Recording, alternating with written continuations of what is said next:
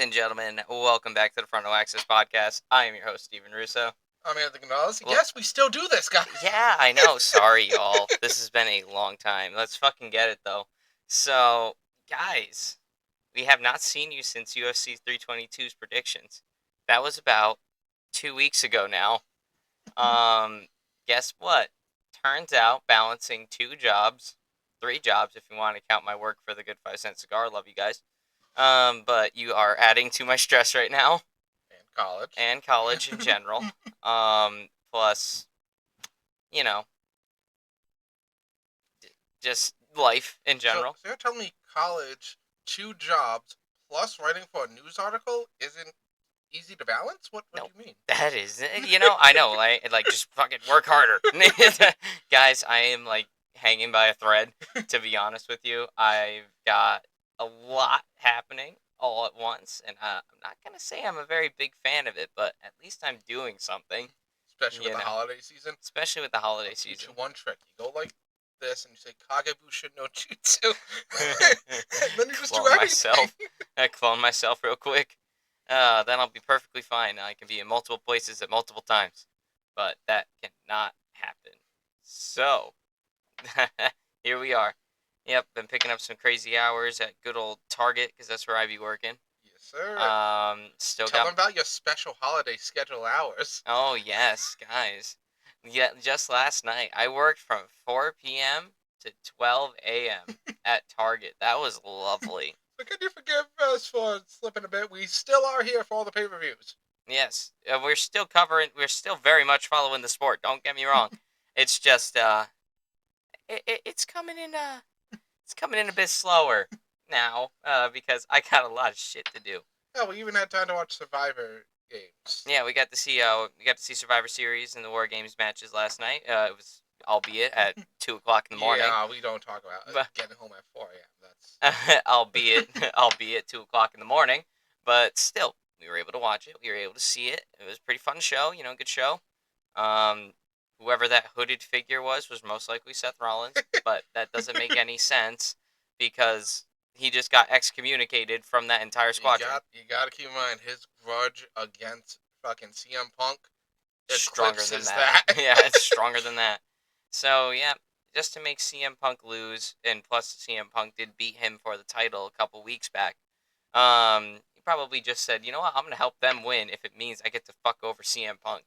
So, that's how that went. I mean, maybe we'll hear more Monday. Maybe. Perhaps we will. That is, if I actually watch Monday. Well, either way, luckily it's on Netflix. It is. It is on Netflix. I can go back and watch it anytime. But I'm going to have to look at the work schedule this week and all that. It's tough to fit in WWE watching, too. I've been having to follow on, like, YouTube and Instagram as of late. The plate is full, guys. The plate is way too full. I can't add more to it. If I do, it'll fall over and I'll make a giant mess. Okay, yes. I don't need that. But let's get into what we're actually supposed to be talking about today.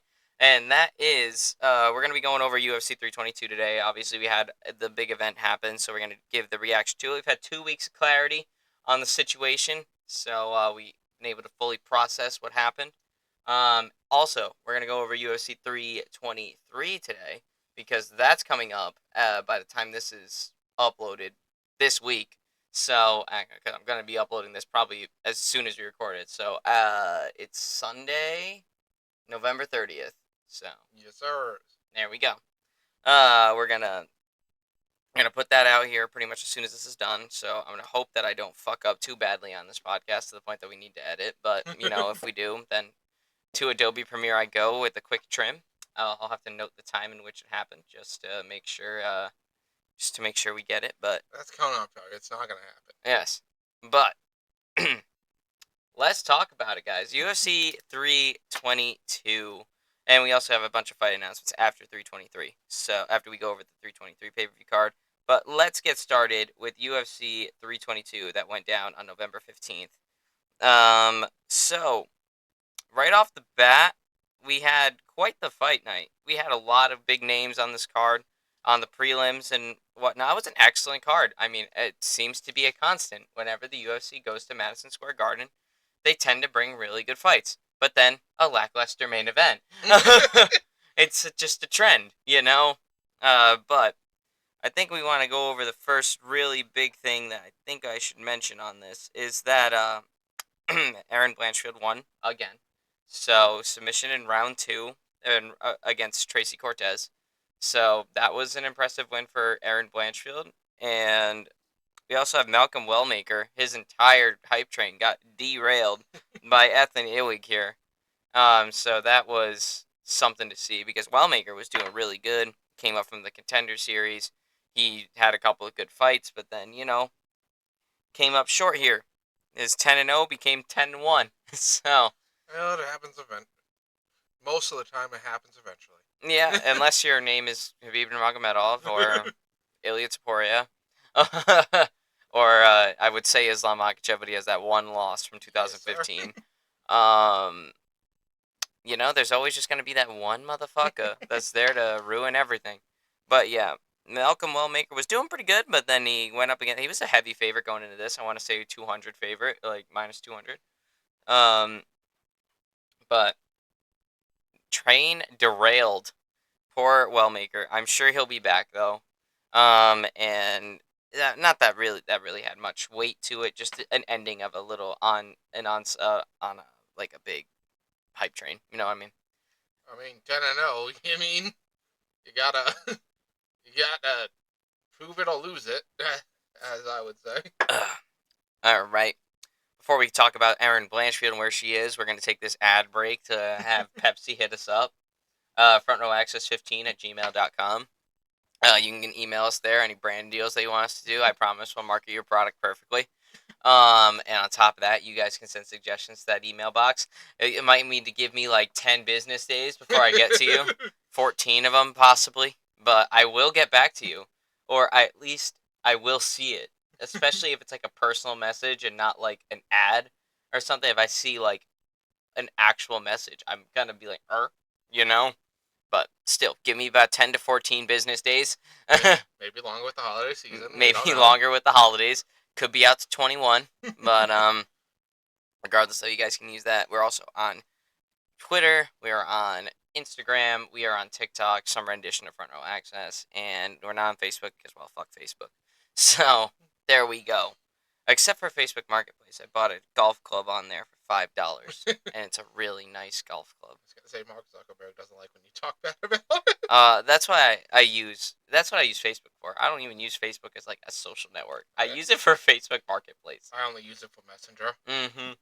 So there you go. Anyway, Erin Blanchfield won in her hometown of New York. I mean, not her hometown necessarily, but close to home. She's from New Jersey. Yeah, Jersey. Yeah. So she's from New Jersey, but New York's just a quick trip across the bridge. So Erin Blanchfield, where'd she go from here?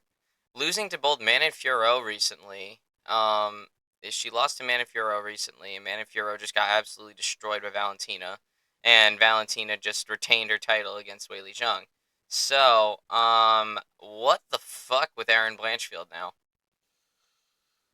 I would say you want to give her someone who's on the rise, up and coming, and then after that you can get that rematch going because they both obviously Blanchfield just won, but with the loss that recently happened, I think you could get that going.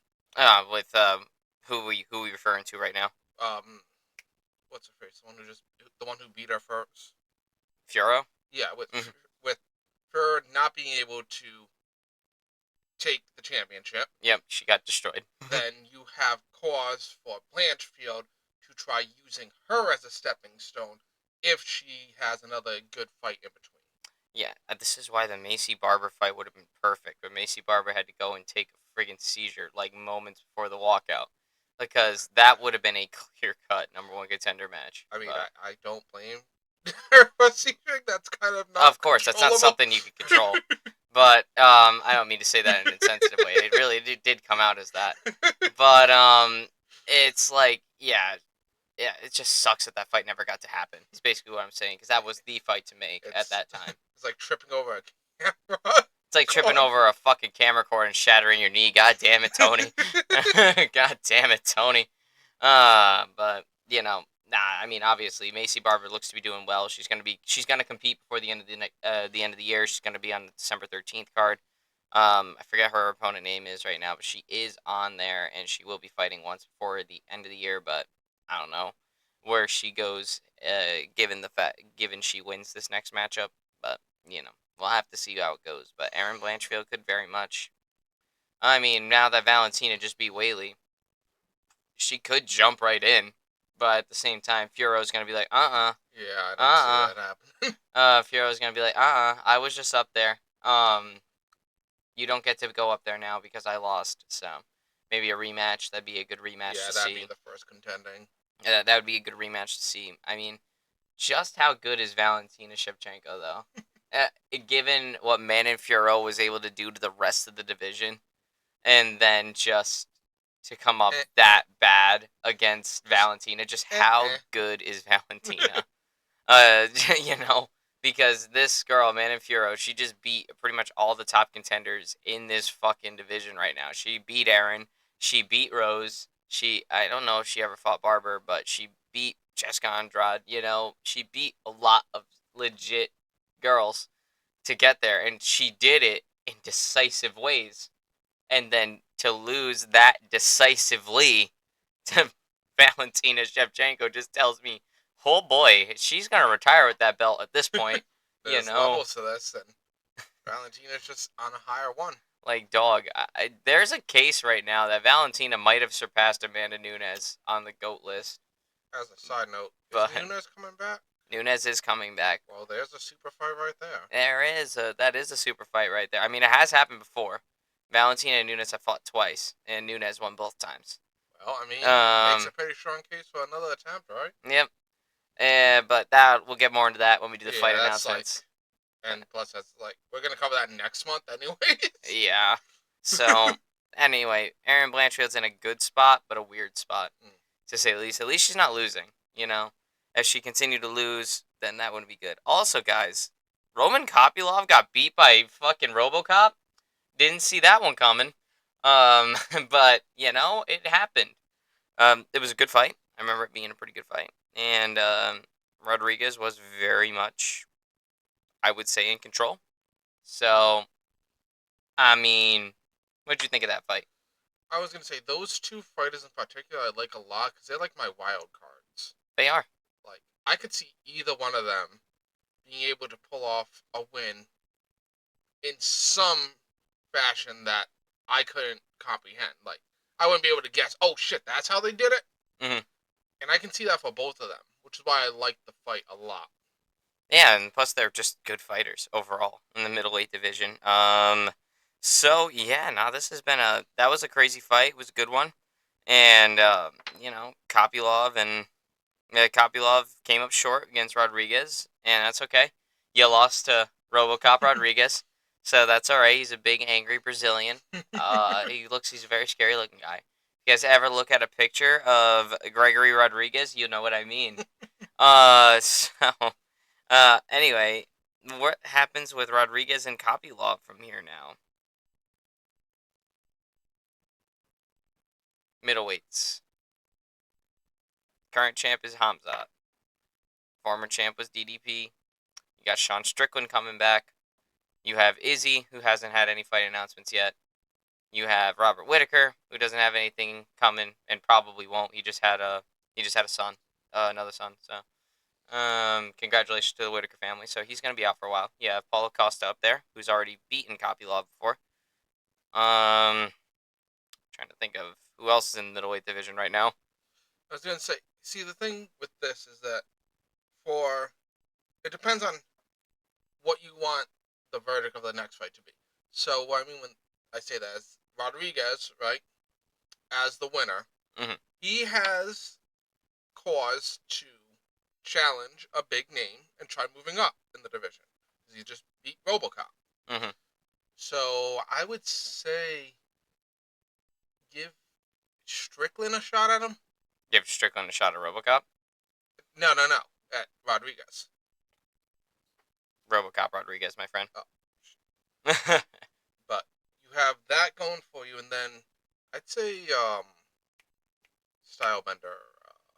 Israel Adesanya. Yeah, because he kind of really needs a pick me up, right? So maybe put Kopylov Yeah, copy love with him. with Izzy. Because I can either see way that. you get from that, you have uh you have like an engine to boost them to another good match, possibly favorable if you want them to do well. Mm-hmm. You know. Yeah, we have Nazardine Imavov up there, but I think if anything, he's going into title fight. I mean, you don't knock out Israel Adesanya and not get a title fight. That's just not how it rolls. Um, but you got Strickland coming back as well. It's just And then if you don't want to give Kopylov to why are my words failing me? What did I just say? Stylebender. Israel Adesanya. So if you don't want to put Israel in that fight right now, Mm-hmm. then for Kopylov to get his get back, give him someone who's up and coming. Maybe someone who's breaking in from top 15 or someone who's trying to make a name for themselves, has a big hype train, maybe a couple win streaks. Brendan Allen. Because that way you have either proof that Kopylov couldn't maintain his position, or you have proof that RoboCop is just that guy. Yeah, true. Yeah, this is a weird fight. And regardless, though, both of these guys should be fighting either an up and comer or somebody that is an up and comer just like them, or somebody that's been there, an establishment guy. I would say I like the idea of Kopylov and Izzy. I think that's a good fight to make. Both guys are off of losses right now. If Kopylov gets that, then that's gonna be a good fight too. Just thinking about how those two fight. RoboCop. That is RoboCop Rodriguez here. That's the enigma. I'm not quite So that's sure. why I say let him get someone higher than him for his win. So maybe you throw Strickland at him. Yeah, that's what Like you put Strickland against him. Robert Whitaker's probably going to be out for a while, so Whitaker's kind of out of the picture right now.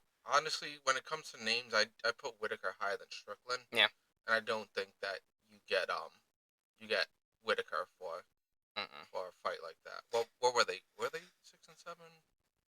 Um, Rodriguez and Kopylov.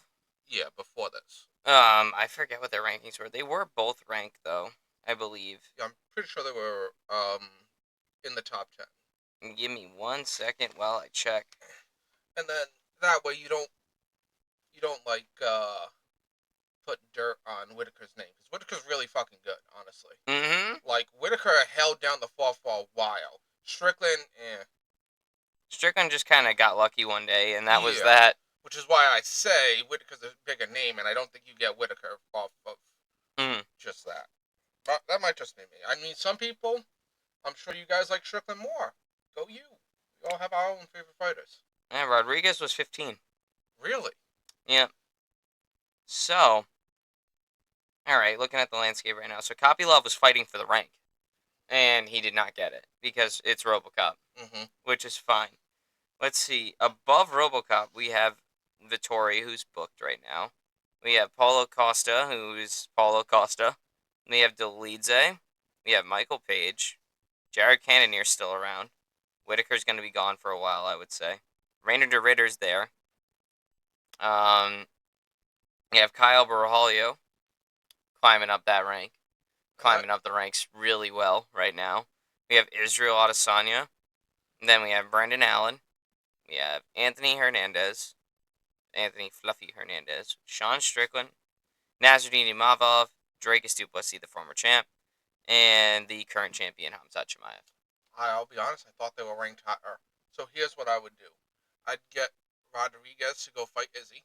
Rodriguez fights Izzy. All right, I like that. A good win at a lower rank over someone who's lost recently. Couple times. But then you're stuck with what to do with Kopylov. And I'd still say, give him someone who's got a train behind him. See if he can either stand up to it or if it pushes him out of the way. I like the dynamic of him and Brendan Allen. I think that would be a fun fight. If it hasn't already happened, which I don't think it has. Allen is ranked, right? Allen is ranked. I don't think you got a ranked fight after off of a loss like that. Yeah, so. I mean, yes, it'd be great to see, but that'd be a fun. Yeah. You don't get a top 5 after that for sure. Perhaps I'm trying to think of any other up and coming. Yeah, Kopylov's in a weird spot now. He was doing good for a while, Now it's a bit different. I don't know, but we'll have to. I definitely do want to see Israel Adesanya and Gregory Rodriguez go at it. But although, um, also wouldn't mind seeing the Izzy and Strickland rematch. That would be fun. But possibly Izzy and Baraglio. That would be a fun fight too.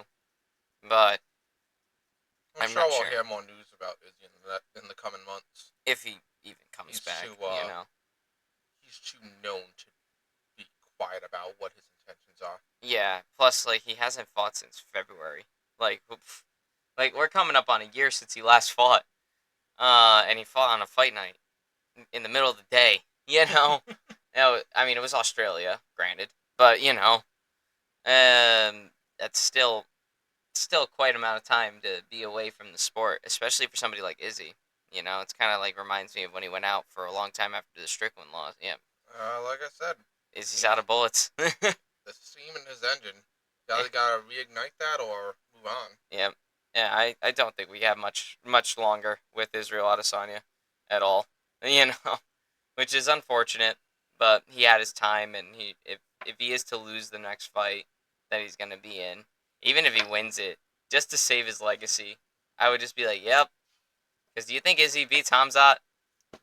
I don't. No, Do you think Izzy even beats fucking? We already know it beats Anthony Hernandez. I think I that'd be a tough one. that'd be. I don't think he would win that fight. So, regardless of Izzy though, RoboCop should probably fight him next, or somebody up in that upper echelon of middleweight right now, just so he can keep with his momentum. Anyway, moving on to our featured prelim, guys. No Bickle with the head kick. No Bickle, round 3 head kick against Rodolfo Vieira. I mean, I kind of thought they were feeding Rodolfo Vieira to no Bickle to begin with, Yeah, because, I mean, after Bo Nickal's last performance, which was holy fuck, disappointing as shit, yeah. um, It's just trying to get more steam in the engine. so I think he definitely was due for a tune-up fight. And you know how the UFC likes to propel Bo Nickel to the highest of heights. So, giving him somebody that he could favorably win against and look that well against was very much the UFC's intention, and that is exactly what happened in this fight. It was a great knockout, excellent knockout. And it started a whole knockout streak into the main card until we hit the co-main in the main event. But it was absolutely insane. What's going on with Bo Nickel now? Does he earn a spot on the main card ever again, or does he kind of stay in this undercard for now? I'd say. Like How young is he? he is. How old are you, Bo Nickel? He's 29.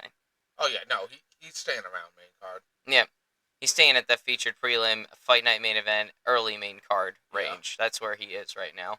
So in this fight, he proved it. That he belongs up there. He looked great. He looked like $1,000,000 that fight. So he's got some steam in there, and he's We got some need new stuff. horses for the stable in this horse race. Yes, we do. Especially at middleweight. We've had a lot of people just at middleweight that have just been middleweights for quite some time now. Like, why are we still talking about Jared Cannonier and fucking the big 2025? Like, not no disrespect on Jared Cannonier, but this motherfucker been in this thing for about a decade, and still in the rankings. Same with, I'll even say, I'll throw one of my favorites in there. Why are we still talking about Robert Whitaker in the big 2025? You know? Like, dude, he should have been gone a while ago. But yeah, middleweight is just a weird division to be at because like you're too big to be a fucking welterweight because you won't be able to make that cut. But you're too small to be a fucking light heavyweight, and even if you wanted to move up to light They'll eat heavyweight, you. even if you wanted to move up to light heavyweight, that's a whole lot of mass you got to pack on. You go from 185 to 205. Middleweight's just a very weird range. We need something in between welter and middleweight and middle and light heavyweight, I would say. But I don't make the rules. I also think we need a 160-pound division too. But because going from 155 to welterweight also a commitment. You're going from 155 to 170. Yeah, that's a little bit hard.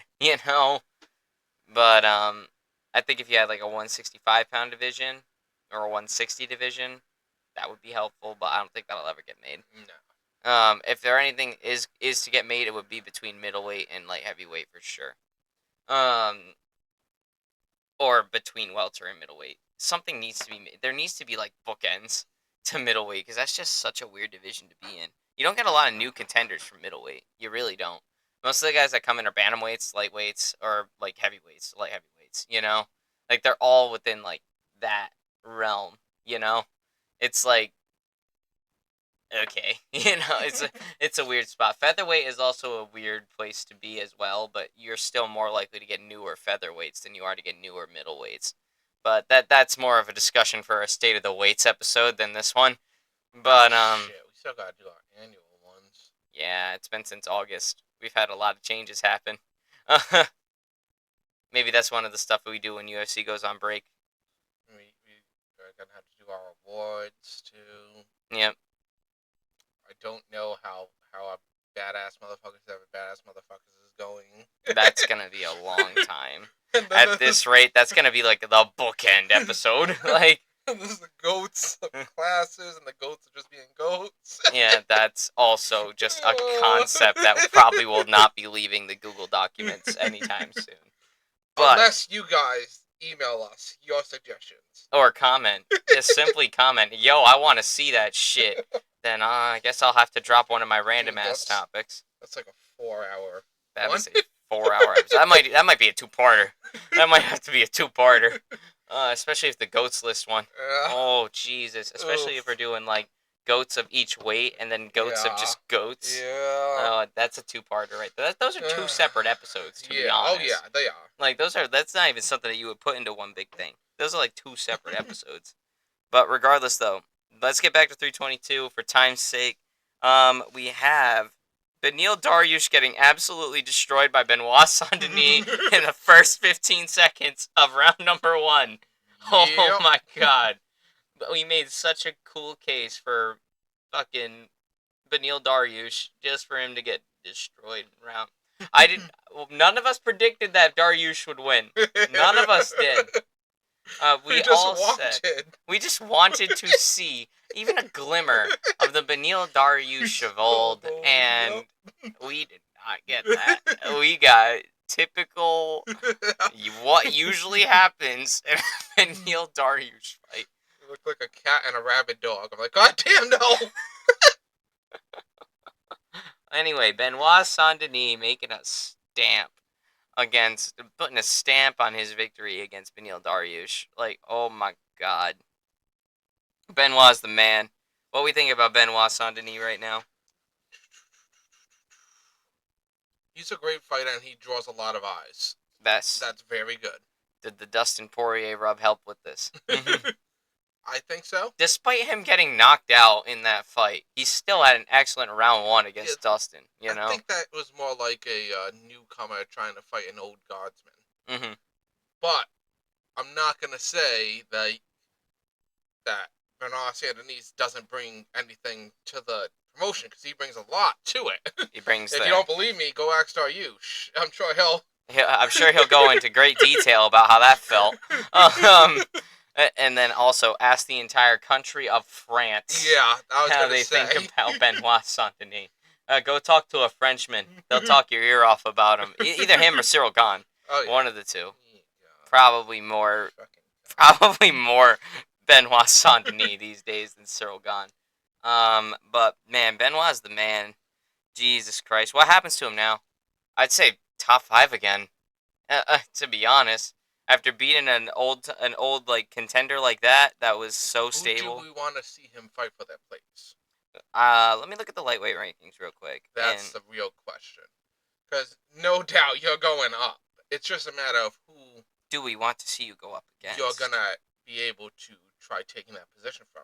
Because they fight like hell, those guys. Let's see. We have Benoit Saint-Denis at rank number 8. He's got Mateusz Gamrot right above him. That would be, I don't know if they fought before. I don't think they have.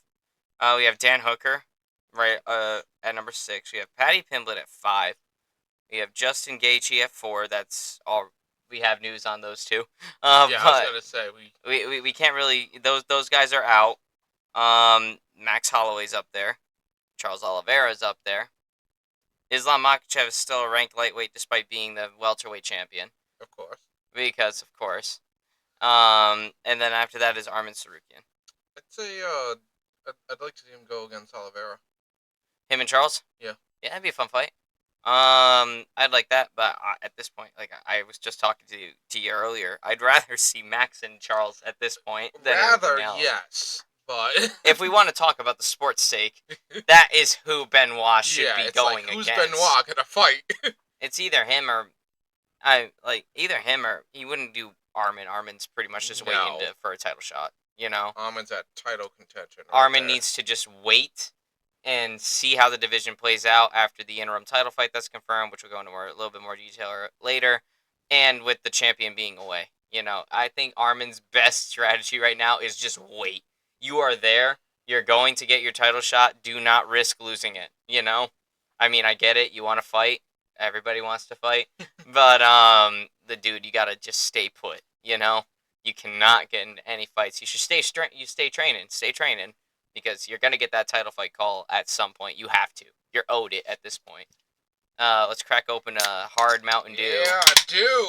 Let's crack open a hard Mountain Dew for Benoit Saint-Denis. Do the do. And Arman Sarukian real quick. Just as flavorful as ever. Tastes like soap. It tastes like soap. Guys, we are 21. We are 21 plus. I promise. I'm 22. He's 31.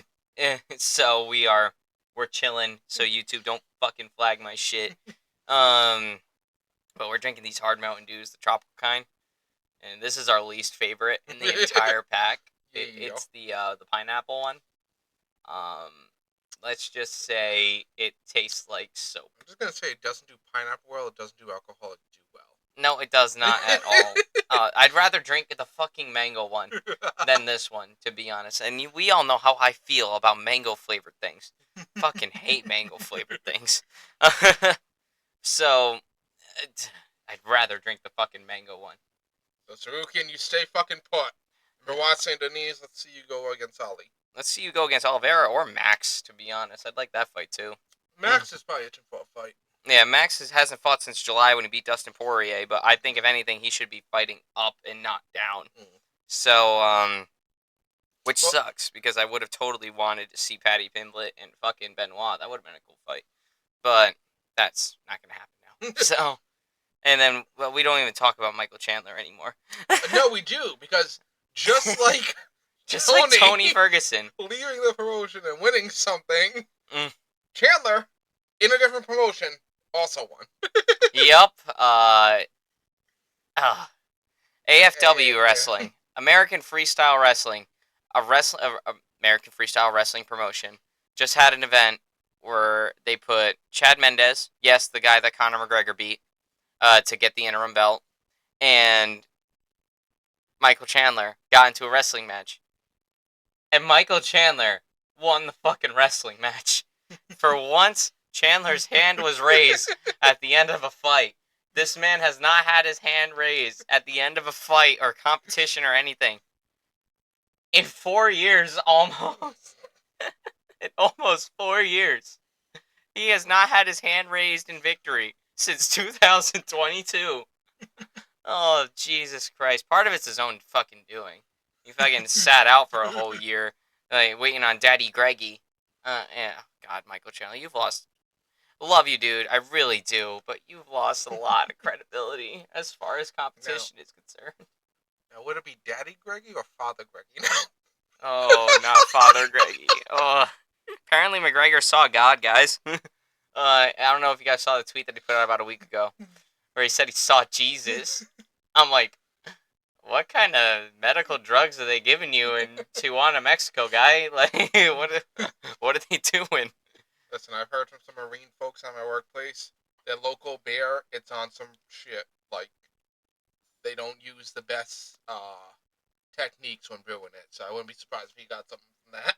Like, dog, what the hell was that? But, you know, I would love to see good old Benoit Saint Denis go ahead and fight up.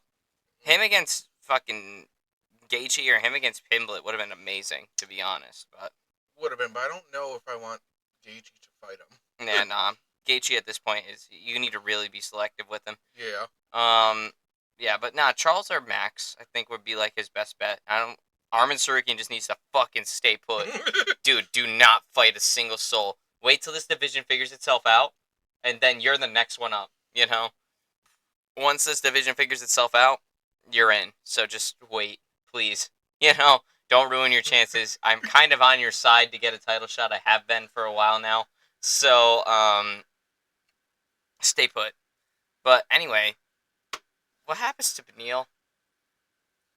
I'm surprised he didn't just fucking retire after that. Yeah. He should have, to be honest. Honestly, at this point in career, what happens to Benil? Guardsman to get into top 15. All of a sudden, yeah, he's gonna become a journeyman. He's gonna become the journeyman of or the gatekeeper at lightweight now. I mean, he's already kind of been used as that. I mean, think about who's beaten him. Fucking Armin Sarukian. Look what happened to him now. Who else beat him? Benoit Saint Denis. Look at where he's gonna go. You know, like Benoit Saint Denis, his ceiling's high right now. It really Oh is. yeah.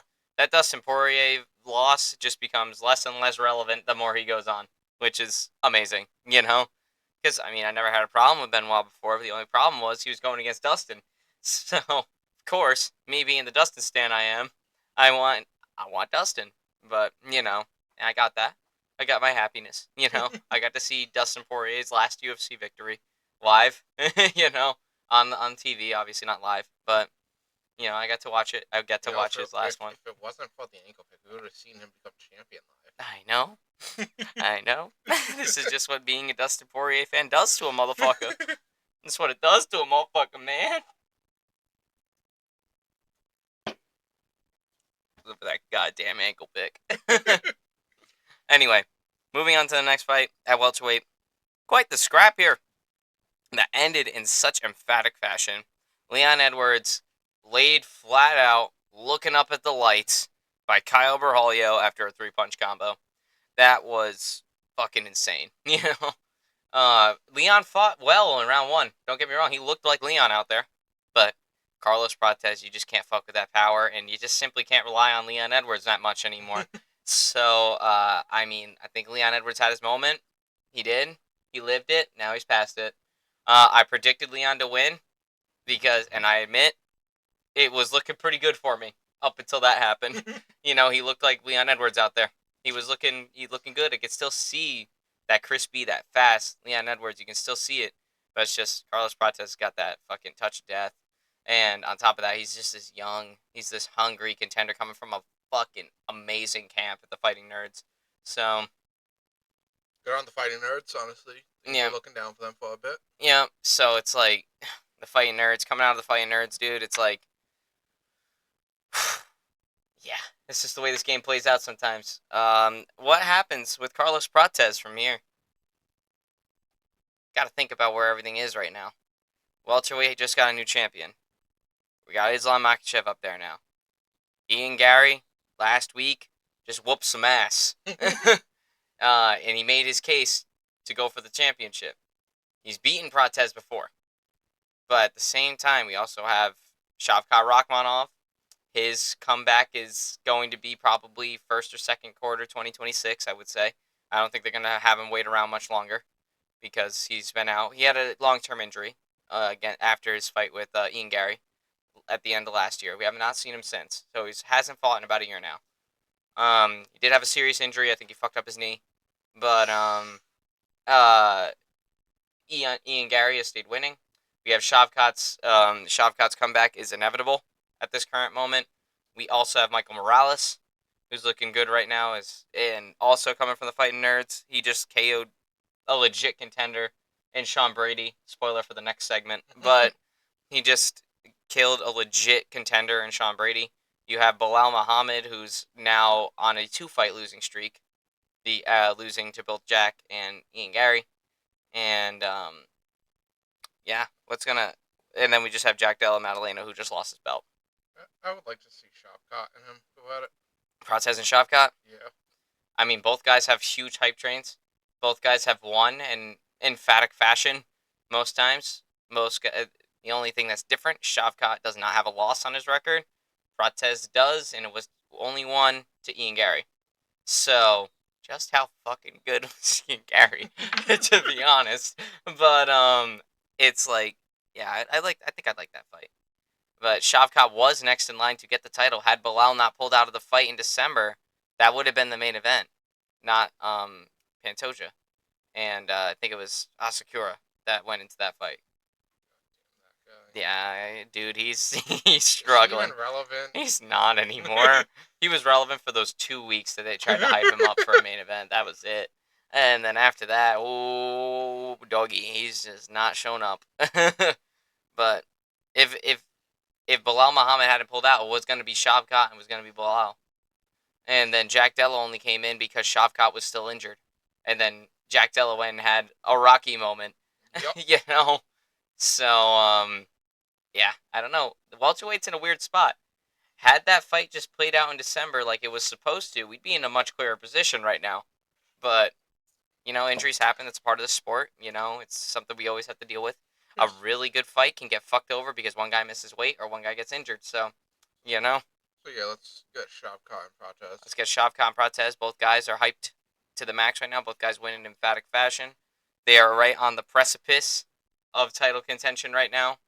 And I think that's the fight to make. So let's do Prates and a returning Shavkat Rakhmonov, which I'm expecting Shavkat to come back March-ish. I'm saying March or April. So first/second quarter of. What was It would the be first injury, quarter by still. the way? I think. What for Shavkat? Yeah. I think he fucked up his knee. Like shattered. Like... ACL shit. I think. Oh, okay. Let's actually get confirmation on that. Shavkat Rakhmonov. Shavkat Rakhmonov. Here he is. Injuries. Here it is. Yep, tore meniscus and ACL during his fight in December 2024, UFC 310 against Ian Machado Gary. Yeah. So, late March, April. I would say late March, April, probably the return date for Shavkat. Unless he made a fucking crazy ass recovery, we could see him in February. But you never know. I think March, April is the best range to put him in. First quarter 2026. So that's a pretty good direction. Is that still first quarter? January, February, March, April. Yeah. 12 months in a year. Yeah. Okay. So yeah, I'd love to see Prates go up against Shavkat. Now let's talk about Michael Morales. Okay. Michael Morales just knocked out Sean Brady, like legit, just fucking slept him, and also in the welterweight division. So, I guess we could start with Sean Brady.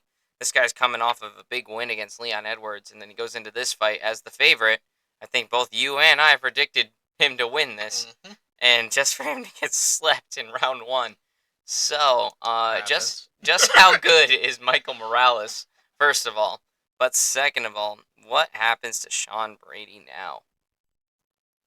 So, Sean Brady's got to get me back fight. Like he's got to get a tune-up fight after this. He needs to.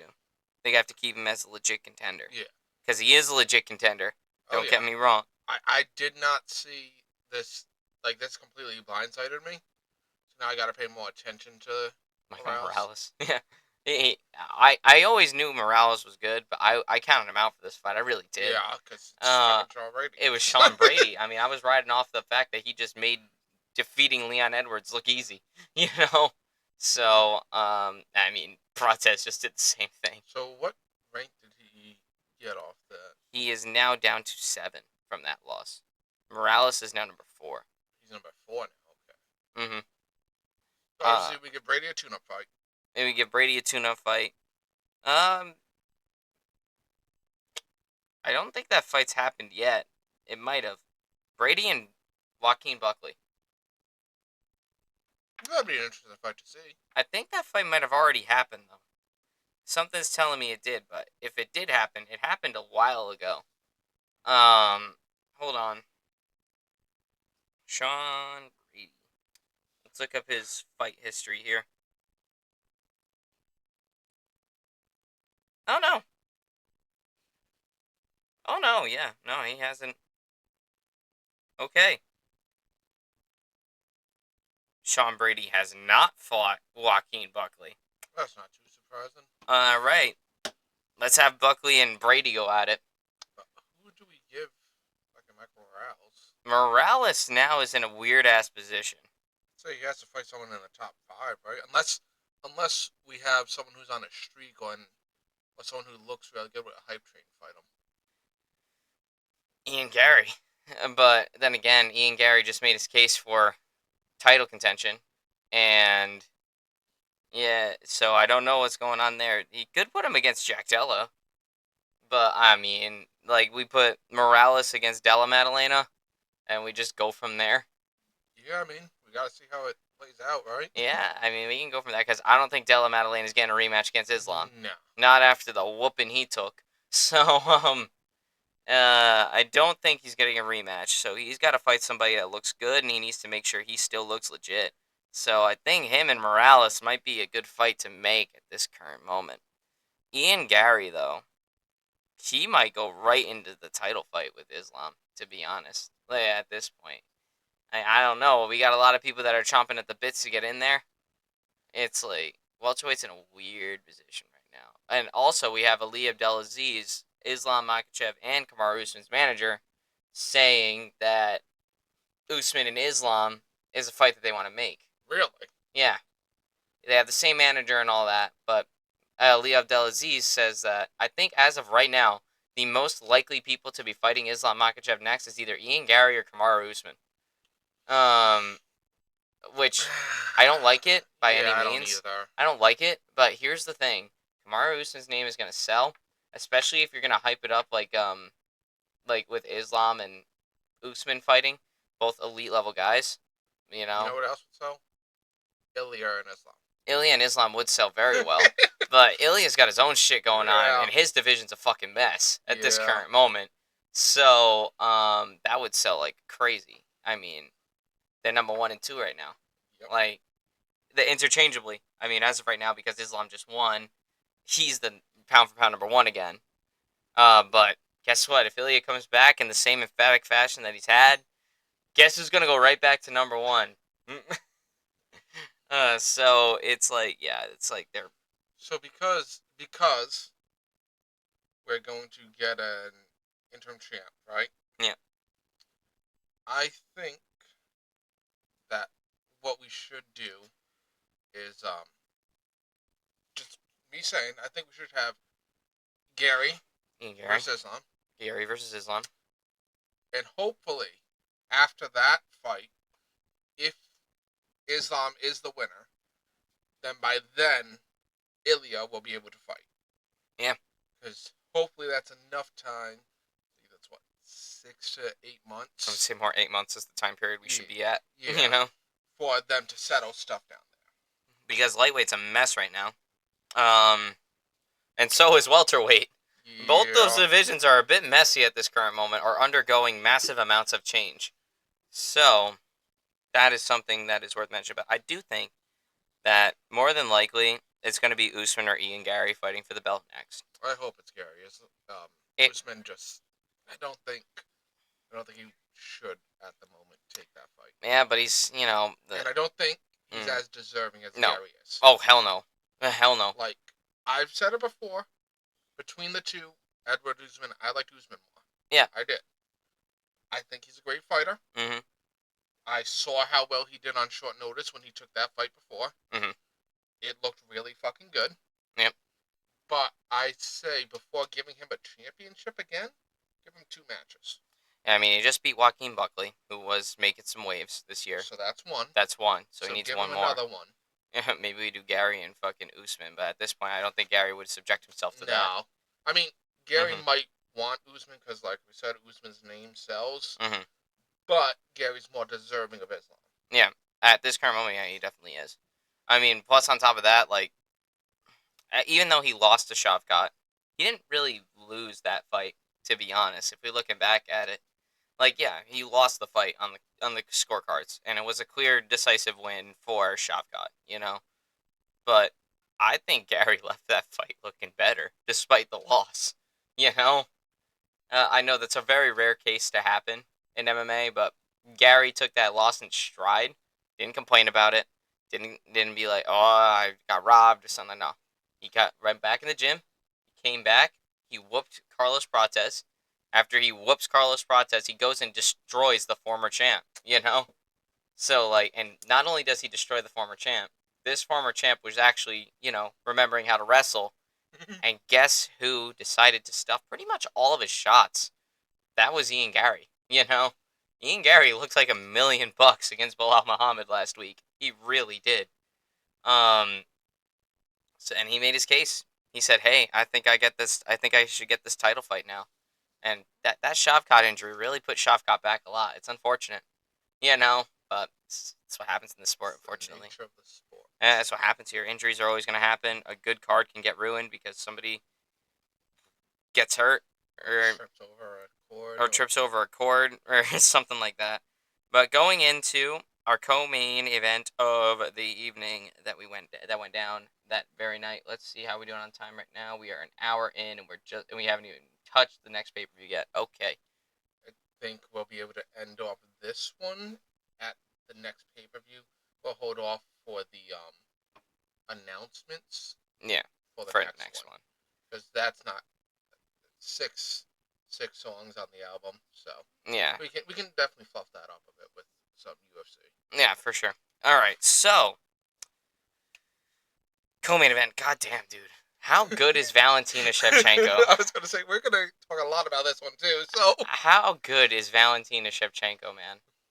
Holy fucking shit, dude. She just went in there and destroyed the girl that has been holding down the strawweight division with an iron fist for the past 3 years or so. yep. And she just made it fucking look easy. Dude, what the fuck? I was watching that fight. I mean, it wasn't the most entertaining fight in the world. I'll be honest with you, it wasn't. But I saw the level of skill here. There was nothing that Whaley could have fucking done to have that go any any better than it did. Dude, Valentina was just on it. Every single round. What happened? Couple striking exchanges, takedown. That's it. Couple striking exchanges, takedown. That's it.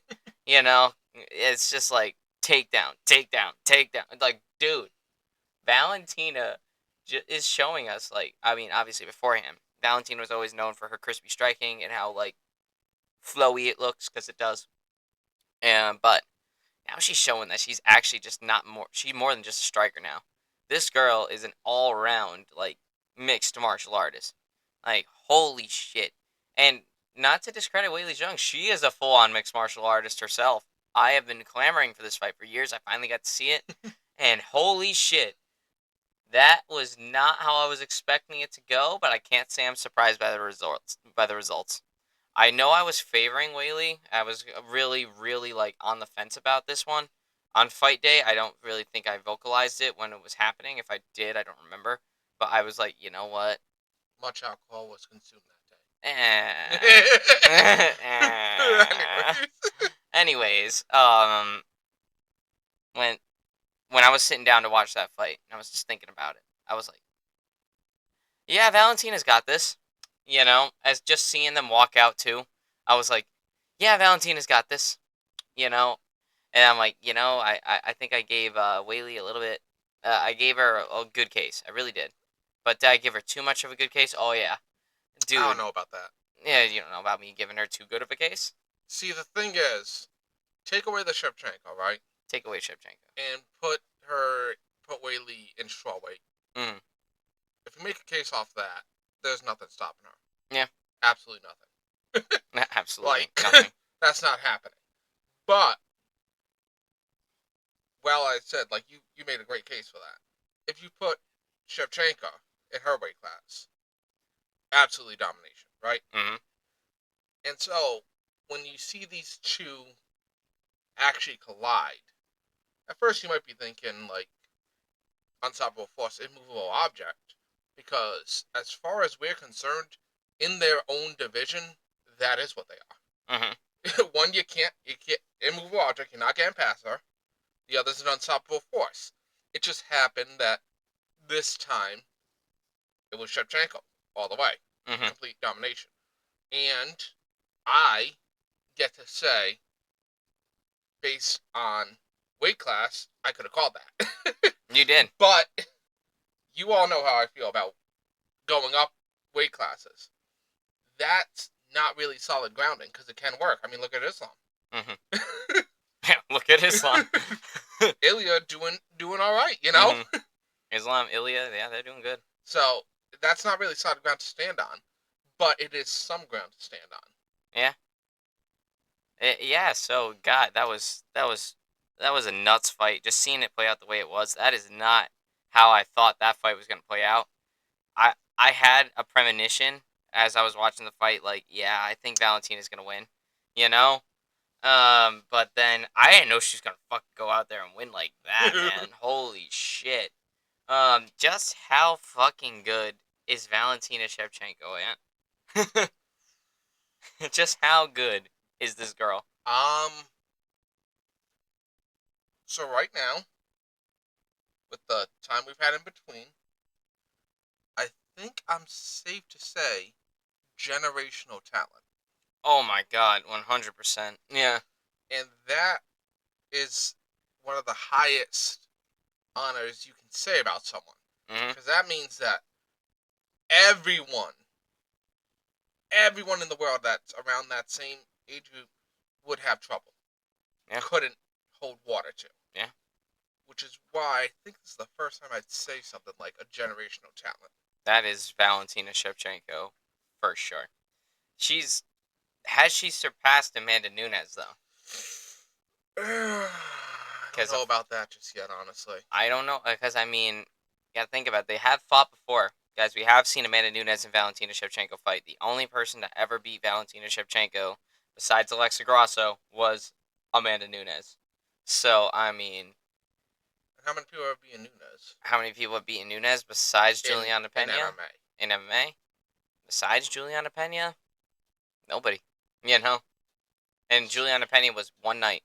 So then you got one person who can beat one, two people who can beat the other. Yeah, But that's just comparing numbers. yeah. That's not actual factual, you know? Mhm. But the thing is, this is one of the things where it's like I feel it'd be unfair to compare the two. Yeah, I think they're their own things. they are. I would say Nunes was probably a generational talent during her time. Granted, she's coming back, but I mean, Yeah, just because you come back does not mean you still have the same skill set that you did back in your youth.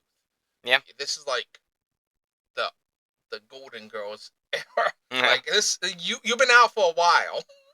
Yeah, she's been out for a good 2 years now, Amanda Nunes. Sports So I change, you mean, know, it different talents, different things.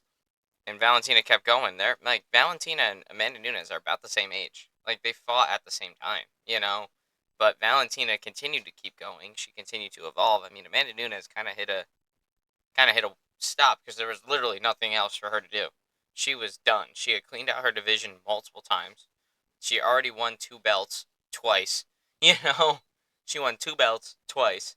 Not only is she up on the GOAT list, she might, all honest to God, just like she is up on that GOAT list, like right there with like fucking John Jones and shit. John Jones is George St. Pierre and Anderson, so we should be considering Amanda Nunes up there too, Oh, I definitely would like consider her for up there. sure. Like she is up there, up there. She was never out of the picture for me. Mhm. I don't know about you, but No, definitely not, dude. She's just crazy, but man, how fucking good is Valentina, man? I just couldn't help, but I mean, like I said, it wasn't the most entertaining fight in the world, but I just couldn't help but just see how effortless it was. I was like, domination. here she goes, like just there you go, and then the fact that she did this to somebody that did the exact same shit that Valentina was doing to her in her own division, Mm-hmm. that was just incredible. You know, that was just something to see. Like a lot of people are like, oh, boring fight, shit like that. I'm like, dude, do you not understand the depth of how that boring fight was? You know, yes, it was a boring fight. I'll completely acknowledge that it was a boring fight, but you have to look at the underside of it, the silver lining of it. And it is that Valentina did that effortlessly to somebody who effortlessly cleaned out her own division. Yup. Like, just think about that for a second. She just destroyed Weili Zhang with no resistance. And who has even come close to beating Weili Zhang unless your name was Rose Namajunas? No one. You know? So it's like, holy fuck. Valentina is so good, man. Definitely generational talent. Definitely cream of the crop, for sure. Like, just. And she's doing this at like 37. Like, like, dude, what? You're doing this at 37, 38 years old. Like, dude. Insanity from Valentina Shevchenko in that co-main event. Despite the boring visuals. But, it's just, think of the context of the boring, guys. Let's say, like, this would probably put a stamp on it being Shevchenko's era. Yeah, for sure. Like these two girls are like they were fighting for the Sarah, essentially. Who's the better fighter here? It was Valentina by a mile. And that's just insane. But let's get into this main event. Same deal here, kind of. Islam Makhachev is now your new, undisputed welterweight champion of the world. And sorry, I gotta do this. Alright, who expected differently? Come on. Who did it? Who? Oh, shit. No one rose their hands. Yeah, nobody rose their hand. Fuck. Who all saw that coming? Dude, I'm like, look, here's the thing.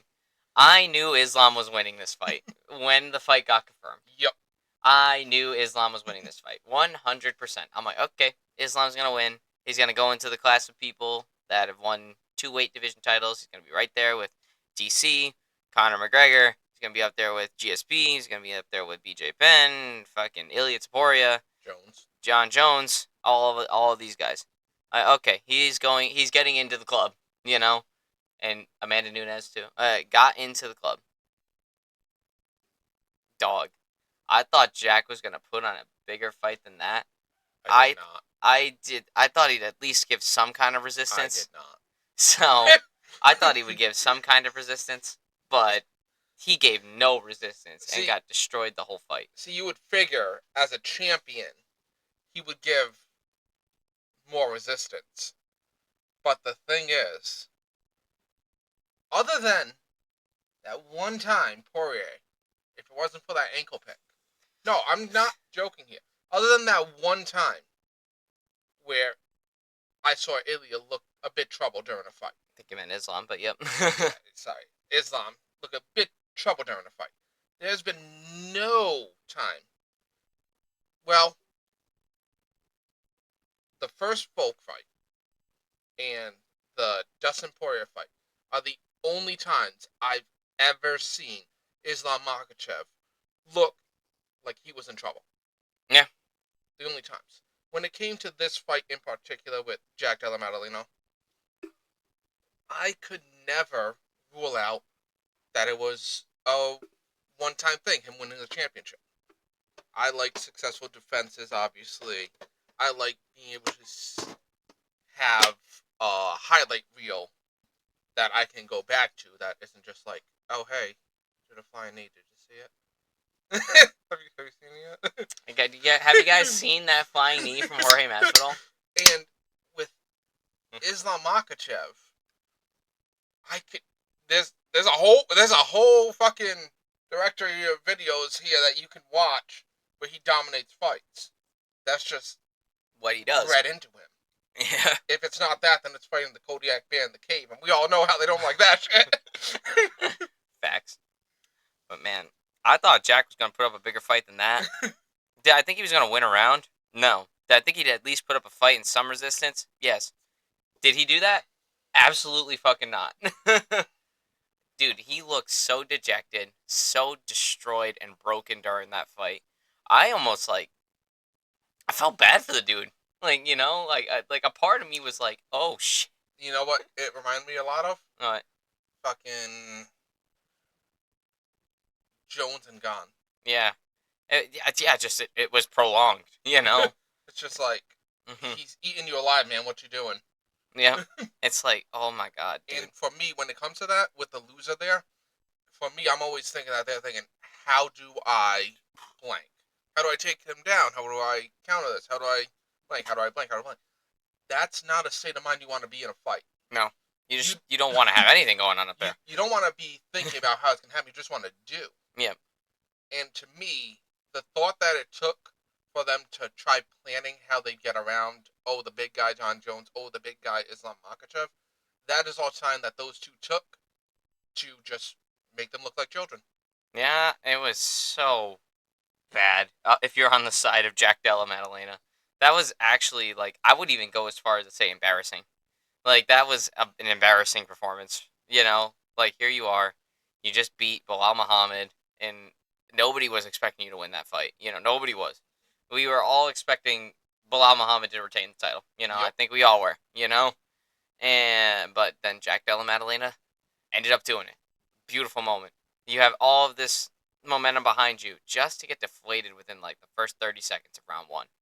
Like that's when Jack lost the fight. To be honest, the first I would maybe not 30 seconds, but the first 2 minutes of the first round is when Jack lost the fight. That was it. The rest of it was just prolonging the inevitable. And just looking at his face, his facial expressions, and every single time he got taken down, you could visibly see his frustration. Like you could see like the look on his face. The dude was not only losing, he was also hurt. He was also battered because Islam Makhachev just stayed on the ground and pound, and he was bruised, he was battered, he was tired, he was hurt, like all at the same time. It was like 25 minutes torture chamber, you know? That's exactly what that was. And just to be like, I did all of this training to prepare for this. I just won this belt. This is my first defense, and I just fucked myself. Like that is really upsetting if you're on the side of Jack Della Maddalena. Like if you're his team, you're his coaches, you're him right now. You're like, damn, dude, what was all of it for? Like just for me to go ahead and lose the way I lost to this guy. But I would beg Jack to not get too dejected over it, despite him looking as dejected as he was. Like when Islam's hand went up, you could just see the disappointment. In between rounds, you could just see his disappointment. Like Islam broke Jack. He legitimately broke him. You know? And I was like, damn, dude, this poor guy. Like I felt bad. Like I was like, oh, here we go again. And like I even wanted to just see him get like just a glimmer, like maybe just a one clean punch or something. I never really got that. You know? This was a lot like taking on a final boss too early. It's like, yeah, And what I want to say and specify and give the example of right now is that fucking Silva, right? Goat, Anderson Silva. Yep. right? He got retired by Israel. Israel, right? Mhm. The thing is, Silva was already out of his prime. Oh yeah. He had one of He the was most notorious downfalls. he was way out of his prime. Mhm. And the thing I see here is that Jack Della, he was on the come up. He just got the champion for the division. He just accomplished something great. Islam is final boss material. Oh my god, 100%. He's He made of final boss material. he is not out of his prime. Nope. So unless you've proven yourself as a distinguished possible candidate for the Goatlets, like Volk, like Charles, I don't think you take that fight. I don't see you winning that on any condition. Even Your though, come up is not going to be taking Islam out of his prime. it's not gonna happen. I'm sorry. Islam is just the demon of the UFC right now. Yeah, Him and Ilya are just the demons of the UFC right now, and it's like dude, it's insane how good they are. how good they are. Yeah, it's just nuts. It just shows like how many levels there are to this game. Because we're not trying to shit on the people who go up Oh, against of them. course not, dude. No, That's they are bravery. all fucking skilled as hell. That's And skilled I and get it. bravery. I get it. Because if Islam wanted to move up, you know what Dana says? You're moving up. Mhm. That is something that you're going to need an incredible amount of mental preparedness to stand up against and not get dejected. Mm. Like that was just confirmation of how fucking good Islam is. You know. All right, I'll ask this little question. Although I think we've all pretty much answered it by now. I know I definitely have in my head. Has Islam surpassed Khabib on the GOAT list? Yeah. Oh my god, 1,000%. Yep, 1,000%. He is Like, higher on the GOAT list than Khabib. the thing I can Mm-hmm. think of and stay with the fact is that he beat Champ Volk. Yep. He beat Champ who did he take it off of in the first place? Charles. He beat Champ Charles, and he just beat Champ Jack Della Maddalena. Mm-hmm. It's like, are you gonna say he's not? Yeah. Like, It's like, who's to tell? You know, it's just, dude. It also. All right, we're gonna go on a little fun tangent now. You know what this card really did for me, and what made me happy about this card? Because I obviously I love the fight card. It was actually an excellent night of I fights. actually do know what this card did for you. Yep. It confirmed two of your fucking predictions from last year. Yeah, that too. Yeah, it did. Not only did it do that for me, but here's the other thing. Another thing that kind of just got the little pat on the back. Just how fucking good is Dustin Poirier? Just how fucking good was Dustin Poirier? That's all I'm saying. Aren't you wearing Dustin Merchant promotion this hard? I'm just saying. Think about it. Benoit Saint-Denis just had a stellar knockout against Beneil Dariush, legit competition. And then guess what? Islam effortlessly defended the belt. Who's been the only person next to, I guess, Prime Volk that's actually made Islam bleed and actually defended his I was takedowns? gonna say, what the fuck are you talking about? Islam didn't defend a belt. He acquired a belt. Yeah, like, dude, who has done that besides Dustin Poirier? I mean, Volk looked pretty well his first match. Volk did look good in the first match, but Dustin did more damage than Yeah. Volk. So, and I mean, Volk's defense was good too. Don't get me wrong, but so was Dustin's. You know, Dustin was fucking. That His was- defense was impeccable. that was a fucking ankle pick. That was a lucky ankle pick. You don't practice ankle picks. Come on. That was a scramble. You got lucky you caught an ankle. Yep. Yeah, but that's what this card did to me. Not only did it make my predictions for the year come true, but it also just told me how fucking good was Dustin Poirier. It was a diamond, you would say. Yeah, it's just that's the fun little tangent I wanted to go on because that was something I was thinking about last week. I was like thinking back at the fights because I think about fights long after they're done too, you know, and I'm like, Islam just destroyed Jack. Islam just destroyed Renato Moicano. Like, he had quite the fucking year this year, you know? Just how fucking good was Dustin that night? Like, and able to scar Islam, able to damage him, defend him, and make him bleed, and well on your way to a decision victory if it wasn't for that scramble. Just how fucking good was Dustin Poirier? You know, especially that night, June 2nd, 2024. Just how good was Dustin Poirier that night? Like, I've said it on the podcast before when we did that all the way back last year. That was the best version of Dustin I've ever seen. Oh, yeah. That was, like, I've watched a lot of Dustin fights, guys, and he's looked good in a lot of his fights. But I've never seen a Dustin Poirier that looked like that. You know, that was just a culmination of how good my favorite fighter is, you know? But then, there's always that time where you have generational fighters and elite level talent versus just really good fighters. Dustin, unfortunately, was on the other end. You know, there's generational greats and there's great fighters of a generation.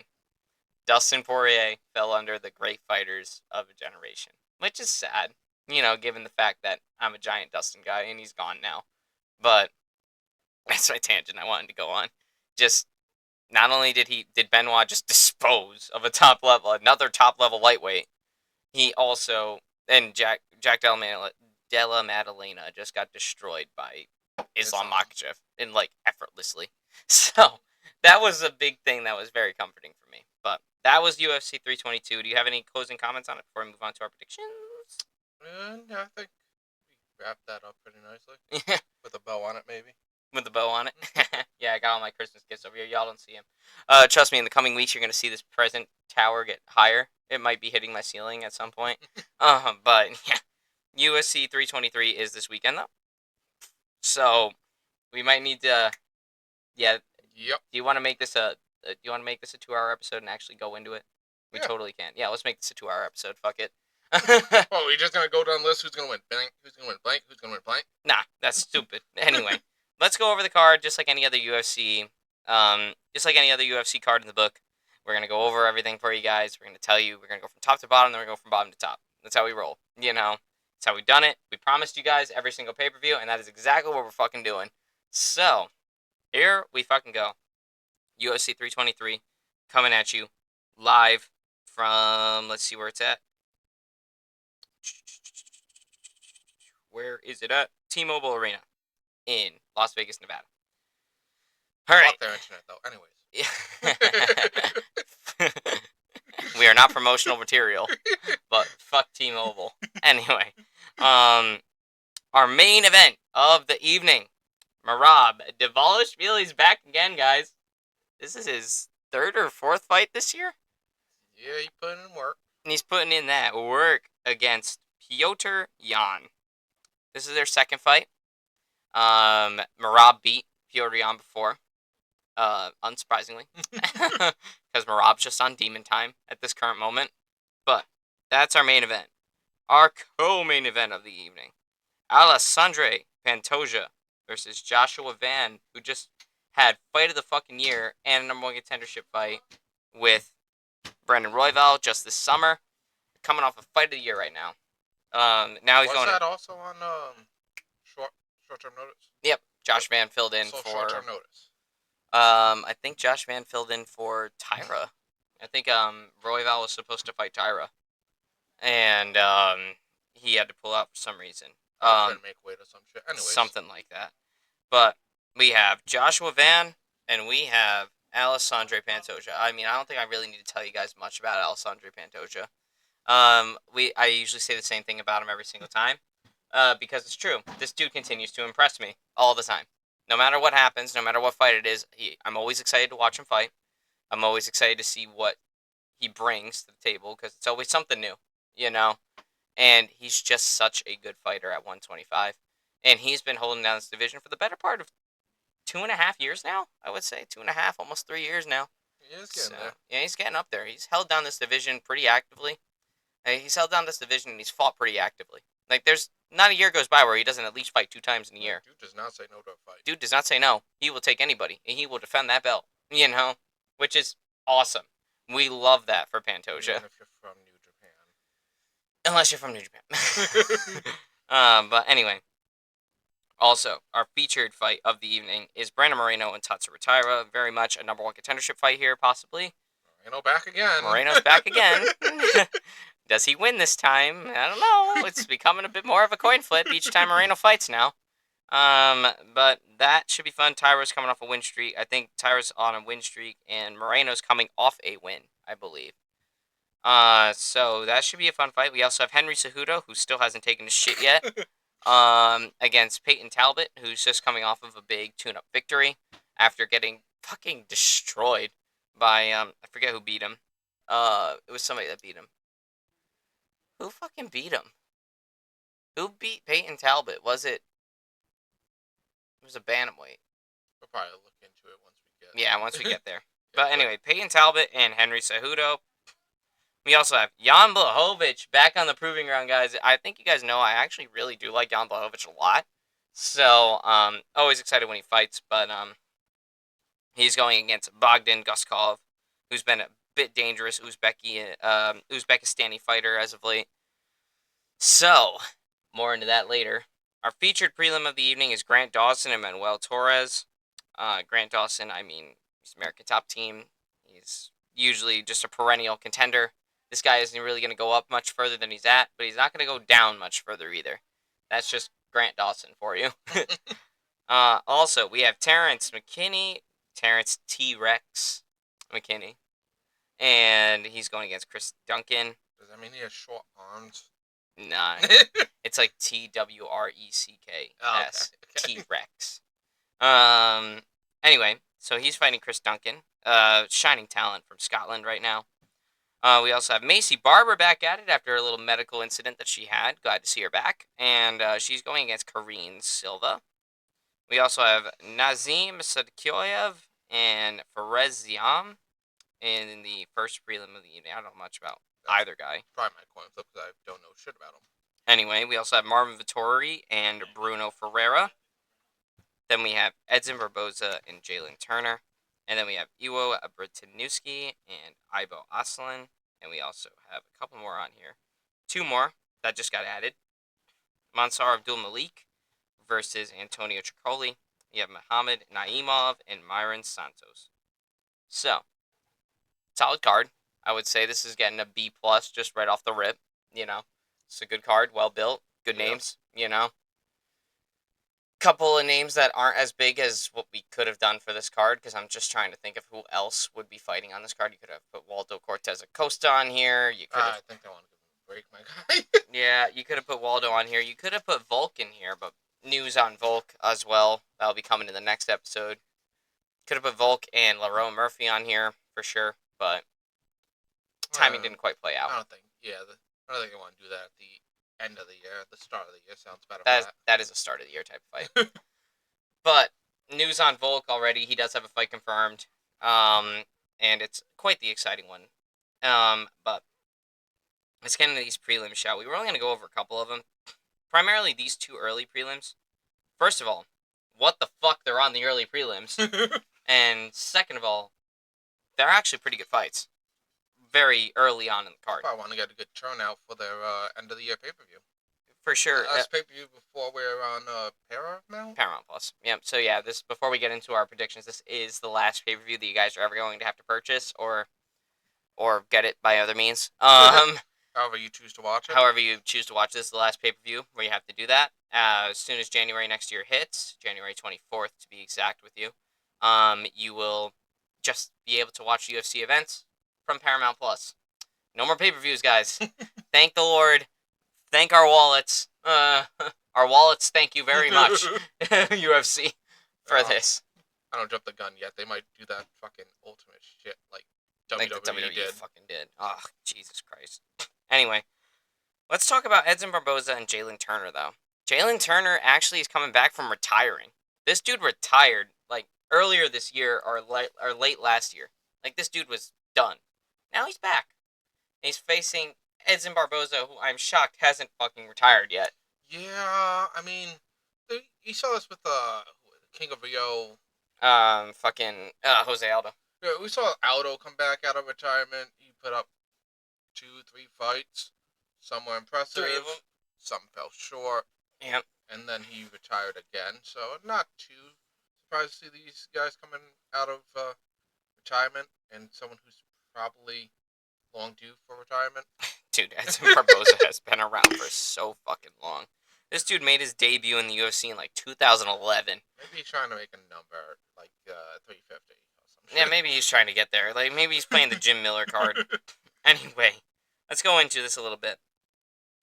Edson Barboza is 24-13. Oof. I mean, he's been around since God fucking forever ago, so it makes sense that he has this many fights under his belt. I mean, he wins twice as much as he loses, so that's a good thing.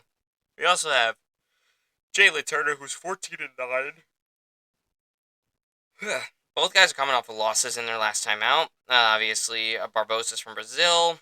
Jalen Turner's from the United States. Jalen Turner has the significant height advantage here. He's 6'3". And maybe not significant height advantage, but it's still a good height advantage. 6'3" to Edson Barboza's 5'11". And let's see. He has the reach advantage by 2 inches, 77-inch reach, leg reach 46 to 44 with Edson Barboza. Now, let us talk about Edson Barboza for a second. This guy, again, this guy. We've covered him many a times. Mm-hmm. He does fight quite frequently enough for someone who's been there that long. Yeah, like the dude is just sickly at this point. Keep going. But obviously, you guys know him. You guys know Edson Barboza. You know what to expect. Flashy striking, excellent textbook kicks that have impact and are very fucking fast, and a wide variety of punch and kick combinations. This guy has one of the best like knockouts with a spinning heel kick in the history of the UFC. Made that dude go stiff as he fell down, and it was a great call from Joe Rogan. He was trying to examine the opponent, and he's like, well, yeah, I mean, he could do that, try to get inside, use his boxing, but then you don't want to risk getting knocked out! And then he got fucking knocked out as soon as Joe Rogan said knocked out. So, um, Edson Barboza, you guys know him. This dude has been around for so fucking long. And now, he's back. Hopefully for the last fucking time. Well, I mean, if it's emphatic fashion. I mean, if he wins in emphatic fashion, I mean, Even yes. then, it might be the best course of action. Like, you know what? Oh, I just went out on a huge fucking victory. I'm done, guys. Later. Sure, I'm never gonna get to the title. I'm sure Edson Barboza knows that, but he's not gonna win a title. You know, he's not gonna win a title. But that's okay, because he doesn't really need to. You know what to expect when you have Edson Barboza around. You can expect a banger type deal. And the dude's still producing bangers at the age of like 39. Like, what the fuck? Like, and then Jalen Turner, I mean, I don't really need to introduce him either. We both have talked about him a lot on here. Jalen the Tarantula Turner. He retired after his last fight, which is a bit surprising. I didn't expect him to retire since he's only, I think, 34 or 35 years old. Yeah, with the 33 fights, I mean, you can still keep going, but... Yeah, so, I mean, it was a bit odd to see him retire, but I was like, you know what? I understand what you're doing. You're going out before the sport takes you out. You know, pull a Dustin Poirier. Go out before the sport takes you out. You know? Future Steven calls back to him. He's coming back, by the way. Fuck. Anyway, so, it should be an interesting fight. I mean, both these guys have similar fighting styles. Both of these guys are very wide and diverse strikers. And as the odds have it right now, Jalen Turner is the minus 320 favorite to Really? Edson Barboza's plus 250. Really? So, actually, no, Jalen Turner's only 30 years old. Holy fuck. Yeah, he retired real early. So he said, okay, I still got time for more. I don't know why he decided to retire when he did, but he's coming out of retirement now. Could have been he thought he had something lined up and then it fell through. Yeah, it could have been that. And then he just said, hey, what's up, guys? You know. But anyway, as the stats have it right now, let's see, Jalen Turner's a southpaw. Edson Barboza is the orthodox. 52.8 significant strike accuracy for Jalen Turner, which is pretty good. Like we say, you always want to shoot for that 50% if you're a fighter. With good old Edson Barboza being at 45.6 as far as accuracy is concerned. But here's the thing. When it hits you, and you go, ouch. It's not fun to get kicked by Edson Barboza because, ouch. None of these guys are really big takedown threats. Takedown accuracy, both guys are hanging at about 50% for the two takedowns they've probably shot in their entire careers. And significant strikes landed per minute, 5.53 for Jalen Turner versus the 4.14 for Edson Barboza. So similar volume, but Jalen Turner just edging it out a little bit. Jalen Turner's the younger man. So I would have to say, me personally, although I love Edson Barboza, I do think Turner takes this. I think it's going to be something crazy? No. Am I going to want something crazy to happen with these two fighters that typically have crazy things happen in their fights? Then yes, I do. I do want something nuts to happen, but do I think something nuts is going to happen? No. It's going to be a pretty solid kickboxing match throughout, and I think Jalen Turner wins by decision. So that's my prediction for this one. I'm going to go ahead and go against you here. I'm going to say Barboza for this. And I'm basing this mainly off the fights and the win-loss. It sounds like Barboza wins 2/3 of the time, whereas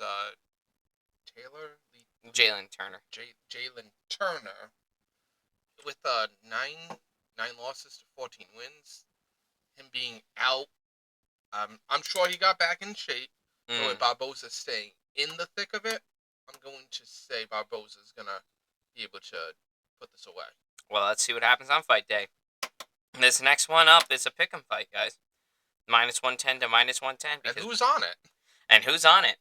Marvin Vettori and Bruno Ferreira. Both these guys are terrible at winning fights. I will just say that flat out. That is why they are on the early prelims.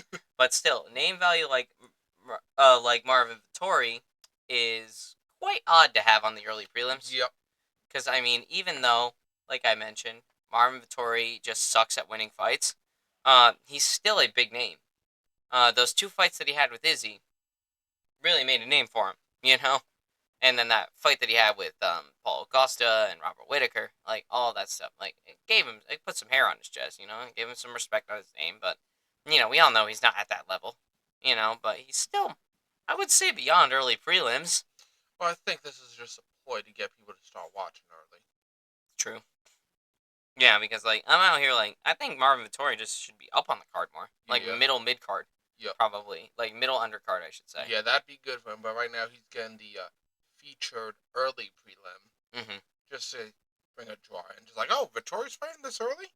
And then they stick around, see what else is happening. Yeah, that's a good play from the UFC, I guess. But it's minus 110 to minus 110, guys. Not what I expected. Yes, both these guys suck at winning fights. So, I mean... So he's either going to lose or the other guy's going to lose. Wait, who's winning? He's either going to lose or the other guy's going to lose. One of them will lose. Nobody's winning. Somebody's losing. Nobody's winning here. Somebody is fucking losing. That's how this fight's going down. I mean, Marvin Vittori is 32 years of age. He's still a young guy. Like, he started early. He's still got plenty of fight left in him. He just, doesn't win much. Then we also have Bruno Ferreira, who's also a young guy. He's 33. Just also doesn't fight much, doesn't win much. Looks to me like Bruno Ferreira's last fight was a win back in July. He's on a 2-fight winning streak currently. His only loss coming to Abus Magomedov back in October of last year. Fucking Magomedov. But, that's how it rolls. But Marvin Vittori, I think he's coming off of a loss from Brendan Allen. Is he on a skid or? Yeah, he's on a pretty big skid right now. That's what I figured. He lost to Cannonier, Dolidze, and Brendan Allen. Oof, 3. Yeah, so 3 in a row. And, of course, he lost to Robert Whitaker as well back in September of 22. So, Marvin Vittori... Explains the position. Yeah. He's on a 3-fight losing streak. Bruno Ferreira's on a 2-fight win. But that being said, you know what? I usually never fucking do this because I kind of don't really like the guy. But despite Bruno Ferreira looking like the better fighter right now, I think Marvin Vittori wins this. I think Marvin Vittori wins this. Just off of spite. I think he's going to win off of spite. The power of spite. Personally, I think he's going to win off of spite. He's going to be like, what the fuck? They put me on the early prelims? Oh, fuck you. I'm going to go out there and kill this guy. So, honest to God, I'm going to be taking Marvin Vittori to win this fight. So, I'm going to go against you here too. Mm-hmm. And I think, instead of thinking Vittori's on the featured early prelims, I'm going to think Ferreira's making his case to be on the regular prelims. Mm-hmm. I think he's going to continue his streak. Mm-hmm. That'll also put him in a good spot. And yeah, I think that's how this is going to play out. I was thinking, does Vittori retire? But no, he's still got more fight in him, even if it would be a 4 skid on the early prelims. He would have to move down, yeah. I would say. I think if Vittori does lose here, he should move down. He should go down to welterweight, because I don't think he's going to beat anybody at the upper echelon of middleweight right now. Do I think he can make a case? I mean, welterweight's a deadly division too, but him being the bigger guy might give him an advantage. So I think if Vittori loses here, he should move down. Yeah, Try your shot at welterweight. And see how you feel there. I mean, that's what happened with Buckley. He was a young guy, still had a lot of fight left in him, but he knew he wasn't beating the upper echelon of middleweight, so he moved down to welterweight, and guess what? He was undefeated there until he ran into Kamaru fucking Usman. So, yeah. Happens when you run Usman. Yep. So, personally, I think that's probably what Vittori is going to do here.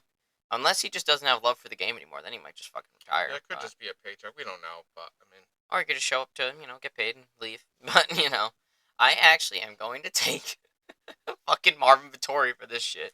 I never predict Marvin Vettori to win. I'm probably gonna like eat my words, come fight day. But I'm going to go with Marvin Vettori for now. So we're actually filming this podcast kind of early, and I feel like after this, either you or we both should check out Ferreira's fight in July.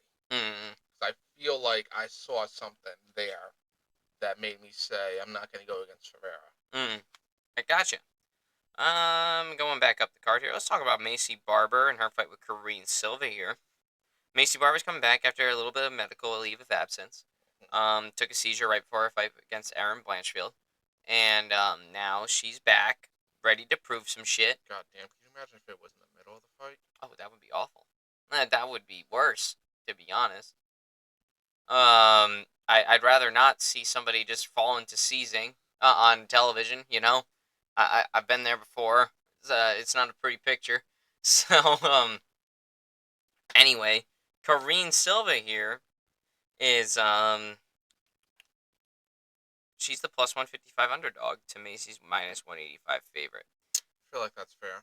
I feel like that is fair given what's going on with Barber. But at the same time, Karine Silva, let's look at her record right now. She just had a win back in August. Um, Lost to Vivian Araujo in November last year. April last year she won. And yeah, so she doesn't fight a lot. This girl, like her last 5 fights have happened over the stretch of 3 years. I was going to say, considering that the last one was in August, I mean, that's a pretty quick turnaround. Yeah, so but from that August date, her last fight was in November of 24. No, I just mean So, the August to this date. yeah, no, this is that's a quick turnaround. This is like the shortest turnaround she's had in several years. Yeah, so that shows me that she does mean business, and she is coming off a win. Um, Macy Barber's a striker, to like her absolute max, and she is quite the fucking dog too. She is willing to give one to take one, but that's not going to help her here. I don't think. I think she has to be a little bit more calculated with this fight, not as wild and crazy, because she's going up against somebody who is an expert and a fucking witch on the ground. So, Karine Silva is quite the submission person. So, Barber's got to be careful going in, because what I notice about Barber when she's fighting, she is all forward movement, and that's a good thing. You know, don't get me wrong, forward movement and aggression looks good to judges. It usually results in pretty good things, but here's the thing about forward pressure. That is legitimately what Brazilian Jiu-Jitsu people want you to do. They want you to press them, because if you press them, you're giving them the space. All they really have, you're giving them the lack of space. All you really have to do is just latch onto them, bring them down, and try to look for a submission. So you want them to come to you. That is what you do in Brazilian Jiu-Jitsu. You don't look to go and put them on the ground like you do in wrestling. You let their momentum be your gauge as to what you should be doing. So Macy's got to be careful with her wild nature. Karine Silva is 19-5 currently, and Macy Barber is 14-2. So both girls are pretty young. Macy's only 27, Karine's only 31. They're both the same height, about the same reach too. Um, Macy's way more accurate with her strikes though, and way more volume. And the thing that's definitely going to set her apart here is she does not have a set stance. Um, Macy Barber is a switch stance person, so she does orthodox as well as southpaw. So she probably has certain weapons that she uses better in different stances, and she can fight equally well from both stances. So that's pretty good, I would say. But if she can keep herself grounded, keep herself calculated, she's well on her way to winning this fight. And I'm going to trust that that's what she does. So I will be taking Macy Barber by a late TKO. Yeah, I got Mace Barber for this too. Hmm She just got to stay composed. If she gets a little wild, it might go against her, but then at the same time, her wild nature could set her off too. Could set Silva off. But regardless, I think if Macy can stay grounded, at least a little bit, then bingo bango. You're good. Just calculate your strikes, find your shots, and use that accuracy and use the volume to really put a stamp on your victory here. So I will be taking Macy Barber by late TKO. Do you have her by decision? Mm, I'm gonna say round 2, TKO. Round 2 TKO. All right. So there we go. Moving on up the line here, we have Chris Duncan and Terrence McKinney in the lightweight division. Chris Duncan, I remember the name. Something tells me that he did something really fucking cool in his last fight. Or he looked really good. Yeah, he went against Rebecca back in August. And he also fought in March this year. So this guy's an active fighter. We love the active fighters. Oh yeah. You know, we always love it. Uh, Pretty well rounded, it looks like, based off of the stats. Terrence McKinney. Come on. Come on, Terrence. Let me see your profile here. Terrence McKinney. Let's see. Coming off of a win back in June, and he also fought in February. So, dude's also an active fighter. He won his last one by round 1 knockout in 55 seconds. That's Terrence McKinney for you. Mm-hmm. As the odds have it right now, Terrence McKinney is the plus 135 underdog Really? to Chris Duncan's minus 160 favorite. Really? So, that's how that is going down. Both these guys are about the same height, about the same reach. Actually, no, not really. 2.5-inch reach advantage for Terrence McKinney. Trying to think of what Chris Duncan did. Yeah, he's on a 3-fight winning streak right now. And I think Terrence is on a 1-fight, no, 2-fight. All right, so both guys are on winning streaks right now. I'm trying to see why they have him as the underdog, and the only thing I'm really seeing is that Chris Duncan has slightly more takedown accuracy. But I feel like Duncan did something special in his last fight. Yeah, because I remember the name. I remember. So I feel like they're betting on that more so than.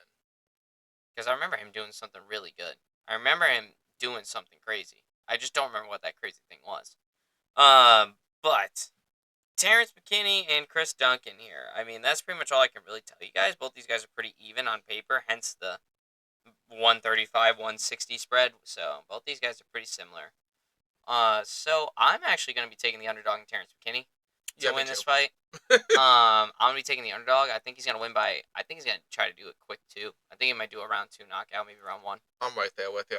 He might try to do it quick too. I'm not gonna say he's gonna do round 1. I think round 2 though. Yeah, like round 1 or round 2 knockout. I'm looking for Terrence McKinney right now.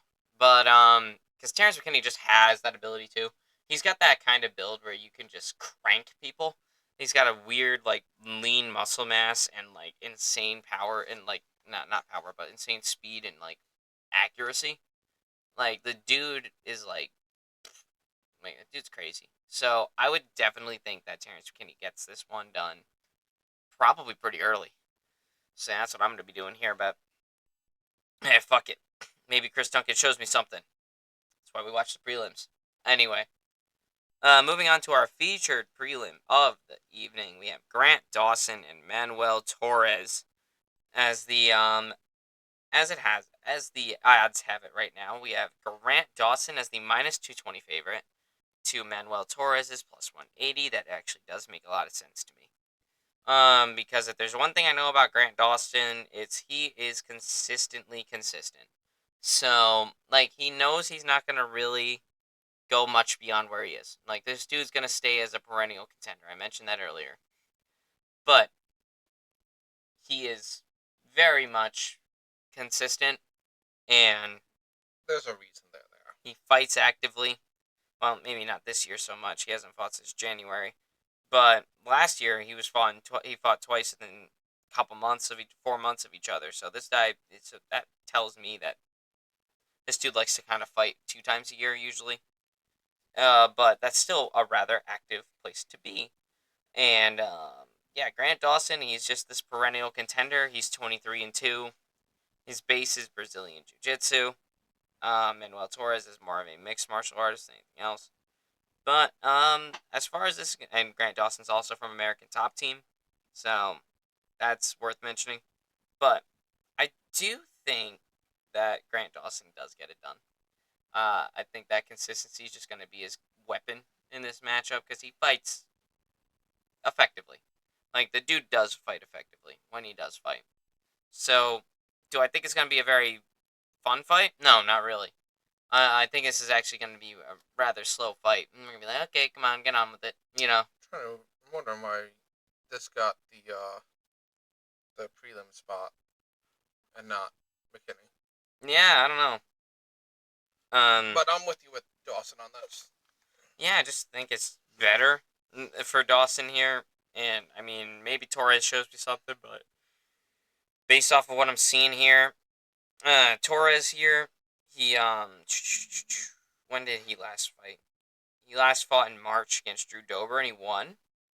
Oh, that's why I fucking remember him. Because he just destroyed Drew Dober. I was like, there's a reason why I remember this dude's name. I'm like, what was it? And he absolutely busted open Drew Dober in his last fight. I remember now. I was on the Moreno and Usyk fight night. I think Moreno went on to win that one. So yeah, no, I knew I remembered him somewhere, but I'm still taking Grant Dawson to win this fight. Yep, Grant Dawson. Although Manuel Torres did mess up Drew Dober, so Well, that's the thing with consistent performance, and is this a one-off thing? yeah, like Grant Dawson, he fights. I don't want to say he fights the same way every time because he doesn't, but there's a certain rhythm that he gets into when he's fighting, where he doesn't have to. He doesn't try to do more than he's supposed to, but he also doesn't do less. He's just trying to win the round. He's just trying to win the round. He's trying to get a decision. Like that's how dude fights. Do I think this is going to be a very exciting fight? No, not really. I think it's going to be pretty textbook, But regardless though, consistency's key in this sport too, as well as the holy shit moments. You also want to stay consistent. Preferably, you want to stay consistent with the holy shit moments, but that doesn't always happen. So yeah, I'm definitely okay with taking Grant Dawson on that one, and I'll just say by the unanimous decision. And that's that. Same with you. Yep. All right. Let's move on to this fucking main card now, shall we? We have Jan Blachowicz and Bogdan Guskov. As the odds have it, Jan Blachowicz is the minus 150 favorite, and Bogdan Guskov is the plus 125 underdog. I agree. I agree with this. Fucking Jan Blachowicz is the far older man. He's 42. And Bogdan Guskov is 33, so that's a little steep for an age gap. And usually the younger fighter tends to win if there's a big age gap, unless your name is Stephen Thompson against Kevin Holland. So that's just how it goes. But Jan Blachowicz, as it stands right now, he is 29-11 with one draw. That one draw coming against Magomed Ankalaev back in December 2022, and Was Mike Bell the judge? Nah, not that one. Trying to think. We haven't seen much of him lately. Looking at the spread right now, this dude hasn't fought very actively since 2022. Which is unfortunate, to say the least. Yeah.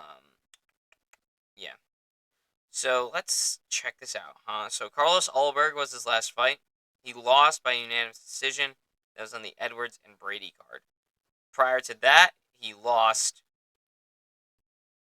to Alex Pereira. You guys know how I feel about that fight. I totally think that Alex Pereira fucking lost that fight. I mean, I love Poatan. Don't get me wrong. We love Alex Pereira.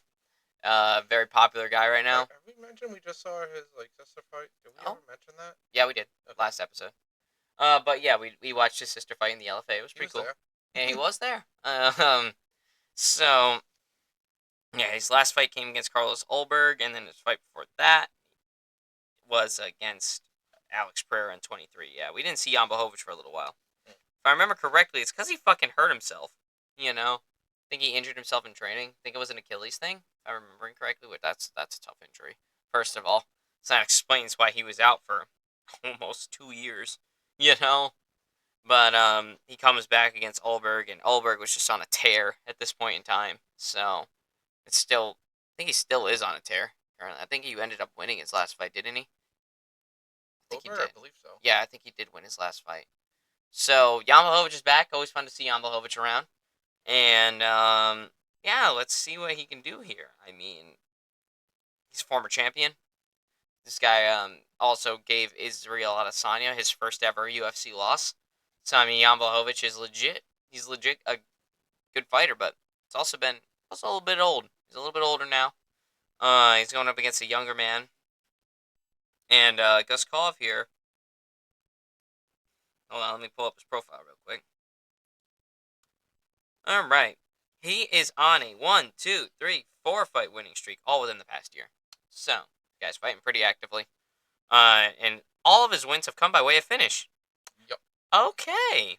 He finished Nikita Krylov, which is just insane, by a knockout in round 1. Before that, he fought in January of this year. He won by a submission 2 minutes in, 3 minutes into round number 2. He beat Ryan Spann by a knockout back in April of 24. And then he won again by knockout in round 1 in February of 24. And his only loss as of recently has been to Volkan Ozdemir, which that's okay. And it was a submission round in 3 minutes into round number 1. So this guy's a finishing machine, is what I'm seeing. He's a finishing machine, and he's been consistently forming holy shit moments.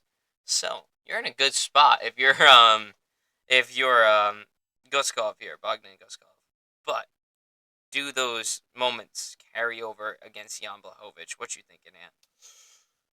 Unfortunately, to me, this feels like Jan's being fed, Yeah, and I don't like that. But me I neither. understand it.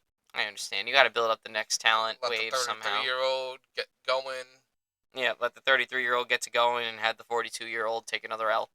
Yeah. Of course, I'm going to be rooting for Jan Blachowicz here, with my entire heart, probably. Same.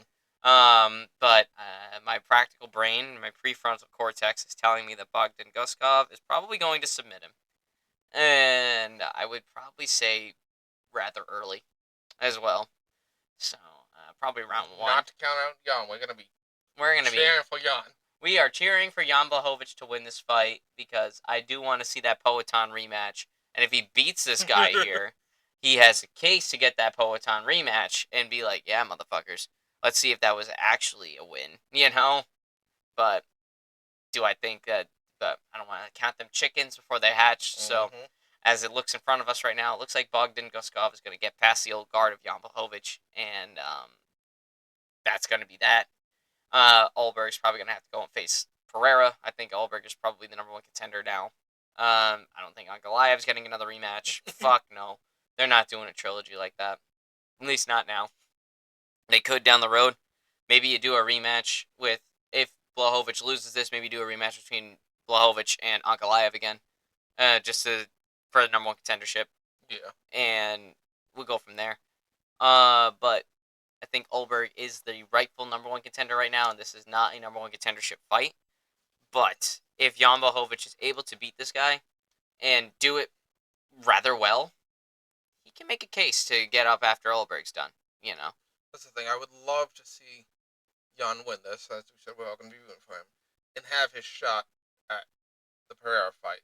I don't know if UFC would let him.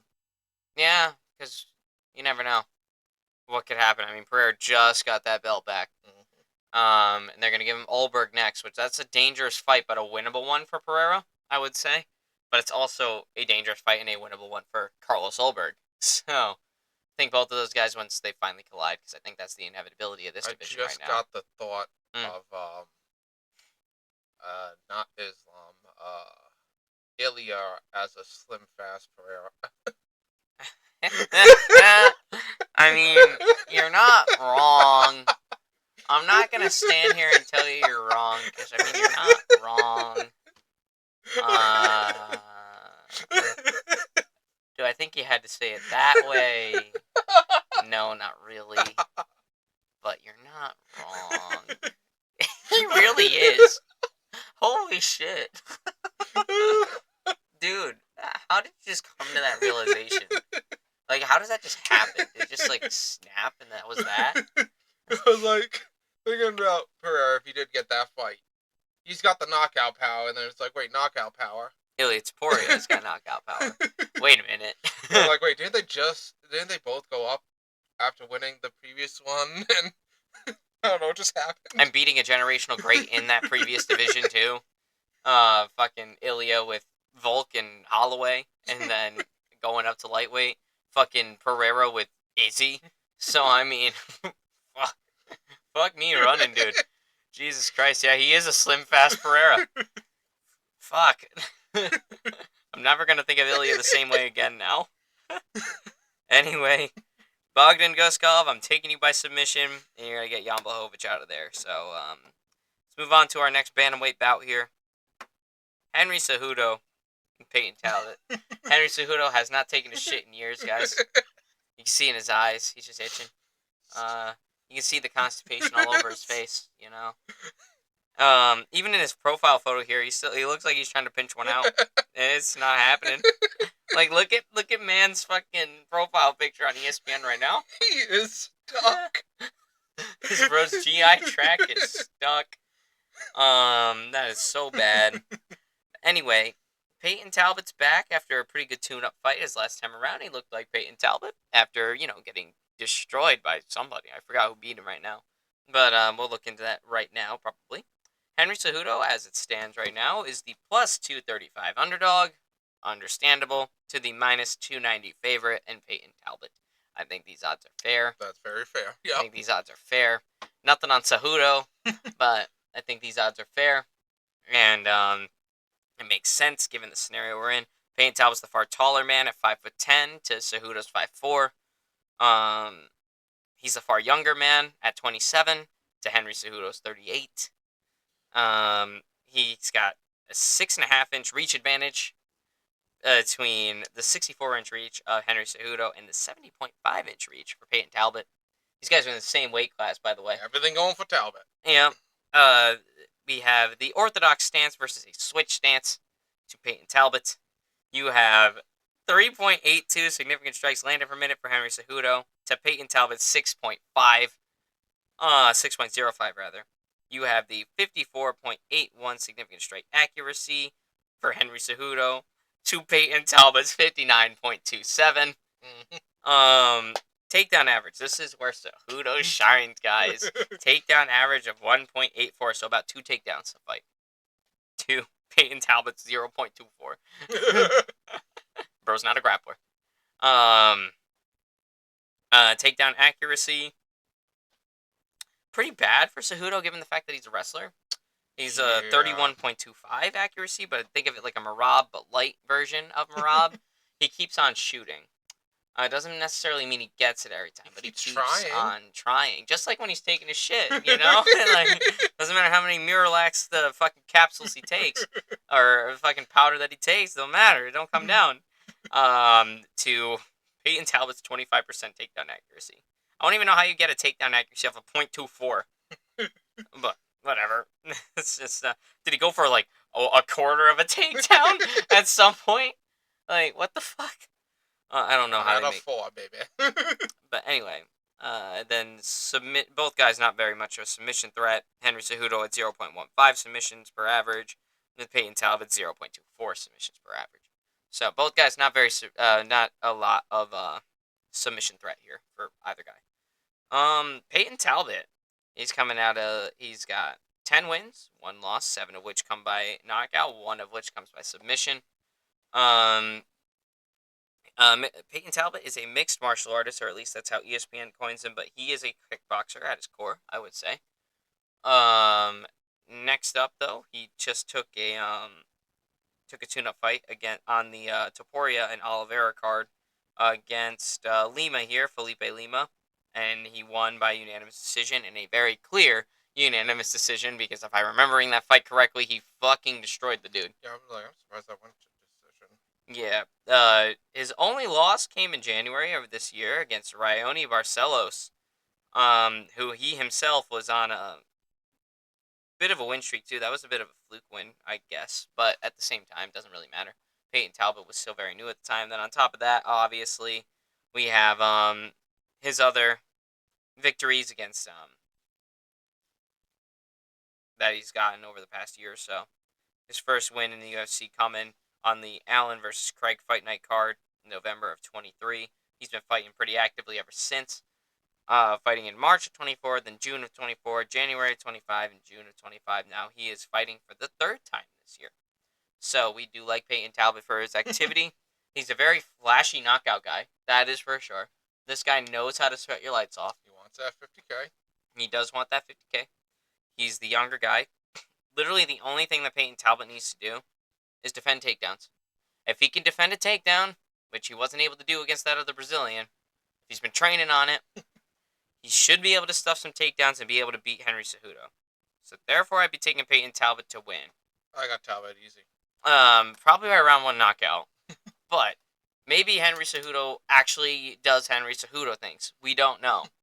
But as it's looking right now, Henry Cejudo hasn't won a fight since his return, and he probably should have just fucking stayed retired. Yeah, I was gonna say that. Do we Yeah. even want him to have returned? I was about to ask. Is this on main card or is it? Yeah, it's main card. I Well, it's see that. mostly because of Talbot, I would Like say. why is he still relevant to the main card? Yeah, I would say I don't think he himself is relevant for the main card, but Peyton Talbot is. It's more like what this could do for Peyton Talbot. But Yeah, because if he you gets could the put win a lot here, of fighters in that situation. yeah, It's the Talbot that's the draw. that's what it is. It's not Henry Cejudo by no means. Triple C. Yeah, Triple C. Yeah. Why don't you focus on taking that shit, buddy? This guy fights once a year too. Henry Cejudo, like, dude, he fought in May of 23 against Aljamain Sterling and lost by split decision. As a side note, and I gotta say, Triple C, I was not around for Cejudo's titles. Okay, He was good. so like that, he might have been good, and you guys feel free to correct me in the comments or through email or whatever. Maybe he gets a fighter spotlight. I doubt it because I just don't think that he's all that good a UFC fighter right now. Maybe back then, Oh, he was back then. not He was now. really good. He's the only guy that ever beat Demetrius Johnson. So that's huge. He's the only guy that ever really handed Demetrius Johnson a loss. Same with Dominic Cruz. I'm trying So to think, like in fucking words failing me now. In accordance with earlier, we'll say it like that. Mhm. Is he gonna be a GOAT? of a division, I don't know. no, he wouldn't be. I mean, he has 2 championships in 2 weight divisions. He won championship, sure. He got 2 of them. Yeah, but would he be considered? I mean, he beat the top competition of his time. Don't get me wrong. It's just when he came back, he's just been He lacking. said he beat Demetrius Johnson, so maybe like a timepiece. At that time, he was Yeah, a GOAT. Yeah, he beat Dominic Cruz. He beat Marilyn Moraes. He beat T.J. Dillashaw, and even Joseph Benavidez, who was just a perennial #1 contender and always put up a good fight against the champion in flyweight, just never quite got the flyweight. He was like the Dustin Poirier of flyweight, Benavidez. Yeah, he's like, he beat like legit guys. Like, the best competition at bantamweight at the time was beaten by Henry Cejudo. But then after he beat Dominic Cruz and won the second belt in bantamweight from holding the flyweight belt, then he retired. So he really retired before he could make a very good case for himself to become a GOAT. Would I say he's up there? Yeah, sure. I'd say he's on there, but he's low on the list. You know, like, I wouldn't put him. I might put him like right a couple pegs below Khabib type deal. I mean, yeah, he has the 2 titles, but like, he never did anything with them. That's the problem. So, was Cejudo good at his time? Oh, fuck yeah, he was. Marilyn Moraes as well. He was also a very good Now this is probably just me. Did Greggy do much with the titles? No. So were they around the same time or? roughly. Yeah. McGregor's time was like 2014 to 16. Roughly, that was like his like peak popularity. Henry Cejudo was more from 17 to 20. Okay. You know, like 17 to 20 is when he did the best of his career. You know, and then he had that. I mean, he did have a couple of good ones in in that time period that McGregor was popping off, but there's only one there. But he really popped off like 2017 to 2020, and then he retired at like the peak of his ability, essentially. So like, when he won the bantamweight belt, that was an exciting moment because he beat Dominic Cruz, you know, for the bantamweight belt. Because Dominic Cruz was considered to be the greatest bantamweight at that time, which I would say even a couple of, like, a year ago, I would have still told you that Dominic Cruz is the GOAT of bantamweight. That has significantly changed the Marab, because now I actually think Marab is, especially if he gets this next win against fucking Jan again. If he beats Jan again, dude, it's toast. He's the greatest bantamweight of all time. I'm not even trying to stop you. Like, yeah, he doesn't have two belts, two shiny belts, but he doesn't need to. The dude's work in that division is what's gonna make him the divisional GOAT. So yeah, it's just yeah, he's going. Yeah, but even a year ago, I would have told you Dominic Cruz is the best bantamweight of all time. But bantamweight's that weird division where everybody could have got there, but it's like, you know, like I'm almost the greatest, and I'm not. You know, that's just been the trend with this division because we think about the bantamweights. Think about the bantamweights. We think of T.J. Dillashaw. We think of Aljamain Sterling. We think of fucking Dominic Cruz, and we would, we got all these guys that come around the head. Even, I mean, fucking Cody Garbrandt, even at one point, was a very excellent bantamweight. Even though I call him Cody Glasschin garbage now because he is, but but like you always had people like always right there. Like you had Dominic Cruz, but the problem with Dominic Cruz being considered the greatest bantamweight, yeah, he had the most title defenses. Like he had 3 bantamweight title defenses, which is really good. That was the most. But then he would never fought actively because his Dominic Cruz's entire career, as good as Dominic Cruz was plagued by injuries. The dude was always getting hurt. So that was the problem with him. So like saying he was the greatest based off of the stats, yeah, that was generally That's why he retired on Twitter recently, right? He yeah. was set for a match. He got injured. Yeah, it's just the story of Dominic Cruz's career. Like that the story of his career is he was plagued with injury, but when he fought, he kicked ass usually. And then you think of like somebody like then you think like okay, maybe not Dominic Cruz, but Aljamain Sterling had a good reign. Well, look at how he won the belt. He won it off a disqualification. Then he didn't fight for a while. Jan and Sandhagen went at it for the interim belt. Then came back and he beat Piotr Jan in April of 2022.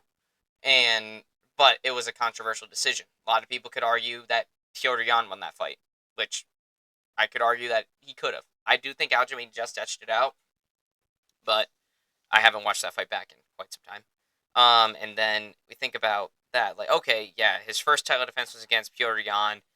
That was a controversial decision. Meh, Dominic Cruz is still the good one. Okay, then he fights T.J. Dillashaw, a one-armed T.J. Dillashaw, essentially, because T.J. Dillashaw got injured mid-fight, like right at the beginning of the fight, his shoulder popped out, and he tried to keep it in there and continue with the fight, but Aljamain Sterling just proceeded to beat on him, and that was that. Okay, 2 title defenses, but one was a controversial decision and one was a one-armed T.J. Dillashaw.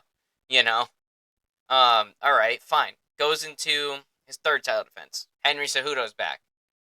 He beats Henry Cejudo, razor close decision. Once again, he won by razor close decision, and he did win that fight for sure. I do think he beat Cejudo, but then again, people are gonna be like, "But Cejudo was just coming back after 3 years off," So okay, his first legitimate time to actually make a case for his bantamweight title reign, and not only beat Dominic Cruz's record, but actually start to put a legit stamp on his title reign as if he beat Sean O'Malley. What happened? He got knocked out. So Aljamain Sterling was like, and then Dominic Cruz was like, I got injured, and then he lost to Cody Garbrandt. So like when Dominic Cruz in his prime, when he actually was fighting, came back for his 4th title defense, he went against Cody Garbrandt, who wasn't supposed to be in that title fight at all. He really wasn't. Then he proceeded to have performance of the fucking decade against him. Like nobody was beating 2016 Garbrandt that night. Okay, nobody, no bantamweight ever was beating Cody Garbrandt. But that's like okay, I can actually put a legit stamp on this dangerous guy. Then crash and burn. All right, tangent aside, back on track. Back on track. Sorry about that. But that's just UFC history for you. But regardless, though, Henry Cejudo's here. Peyton Talbot's here. We got Peyton Talbot winning by a round 1 knockout. And that's that. Let's move on to the featured fight, which is Brandon Moreno and Tatsuro Taira. I'm actually kind of excited for this fight, to be honest with you. It's going to be a good one. I'm actually kind of excited for this one. As the odds have it right now, Brandon Moreno is the plus 115 underdog to Tatsuro Taira's minus 135. I actually think that's fair. I actually like those odds. They're close enough but they're still in the favor of the person that I would actually favor to win this fight, just based off of practicality. Tatsuro Taira, let's look at him right now. Pretty dangerous contender right now, only losing to Brendan Royval in October of last year, which is fine. You can lose to Brendan Royval. That's all right, But before that, he beats Alex Perez, he beats Chris Hernandez, and just recently in August, he beat this guy Hyung Sung Park. So there you go. The dude has won 4 out of his last 5 fights. His only loss coming to a former title challenger, and it was a split decision at that. It's a close fight. So Tyra actually looking pretty damn dangerous at this current moment. Now let's look at Brandon Moreno. Brandon Moreno here, coming off of he's on a 2-fight winning streak. He won in November last year against Amir Albazi, and he won in March of this year against Steve Erceg. So he's on a 2-fight winning streak right now. He's doing okay. His only losses are coming to Brandon Royval and Alessandre Pantoja, which is fine. You can lose to Alessandre Pantoja and Brendan Royval. You can do that. And still be seen as legit. And then before that, he beat Davison Figueiredo in the fight to close all fights. The fight to close out the quadrilogy. And when he beat Davison Figueiredo in the fight. So, yeah, both guys are coming off of wins right now. Only really losing to the same guy in Brendan Royval, really. And Pantoja, who's and champion. Pantoja. But I don't think Tyra ever went against Pantoja. So, yeah, he's a new contender for him. So, this actually is a pretty close fight on paper. Both guys are about 5'7". Both guys have a 70-inch reach. Brandon Moreno is 6 years Tatsuro Taira's senior. So he's 31, which is still pretty good with this sport. Tatsuro Taira is 25. Like, the dude's not much older than me. And that's kind of funny. But anyway, both guys are fighting from the orthodox stance. Both guys have about... Alright, let's see. Taira's at about 3 significant strikes landed a minute. Brandon Moreno's at about 4. Significant strike accuracy, far more on the side of Tatsuro Taira. Tatsuro Taira is 67.41 on his accuracy, which is fucking insane. So the dude's a sniper. Brandon Moreno's hanging around that 49.5 route, but then again, Brandon Moreno is the higher volume fighter, for sure. So you're going to miss a couple. So your accuracy might not be the greatest, but you're still there. Both guys have about the same amount of takedown accuracy and takedown... actually, no. Takedown average is... Tatsuro Taira is actually far more the grappler to Brandon Moreno.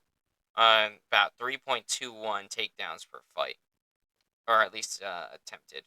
To Brandon Moreno's 1.5. Let's see. Takedown accuracy 48.72 in the favor of Tatsuro Taira, and 44.29 in the camp of Brandon Moreno. Neither guy really a big submission threat. Tatsuro Taira a far more one though at 1.6. So he might try to submit you once, But overall, this actually is a rather close fight on paper. And if we look at what their bases are, ESPN has it as both guys are... Brandon Moreno's a jiu-jitsu artist, and Tatsuro Taira is a mixed martial artist. So, this is a pretty close fight on paper. It really is. Both guys are similar in build, similar in skill, and Tatsuro Taira just being an edge more of a grappler, probably in the top control realm and submission realm. But I would say Brandon Moreno might have a boxing advantage. He might be better in the pocket and up close. Tatsuro Taira is going to be better from the outside and afar. Because Taira can use kicks. He can use his length. Not that they have a different length. They're the same amount. But Tatsuro Taira far more prefers the long range. Brandon more accurate. Yep. Too. And he's far more accurate from afar. So, while Brandon Moreno just tries to get up in your face close and punch your face in. Which we love about Brandon Moreno. But I don't know. This is quite the hard fight for me to actually predict, to be honest with you. And there is a bit of partiality that is coming through. Obviously, I'm a big Brandon Moreno fan. But honest to God, in this fight, I'm favoring Tatsuro Taira. Yeah, I was going to say, this is my coin flip of the night. Yeah. And while I do want Moreno to win, I think that I don't think he's going to be able to. I think that wrestling is what made me edge it out as not saying Moreno was going to be able to put this away. But it's a coin flip for me, It's and still a very close fight. I'm going to say, like, I'm going to want Moreno to win. Yeah, I just don't think he'll be able to. Yeah, no, I think it's gonna be. No, I think this fight's gonna go.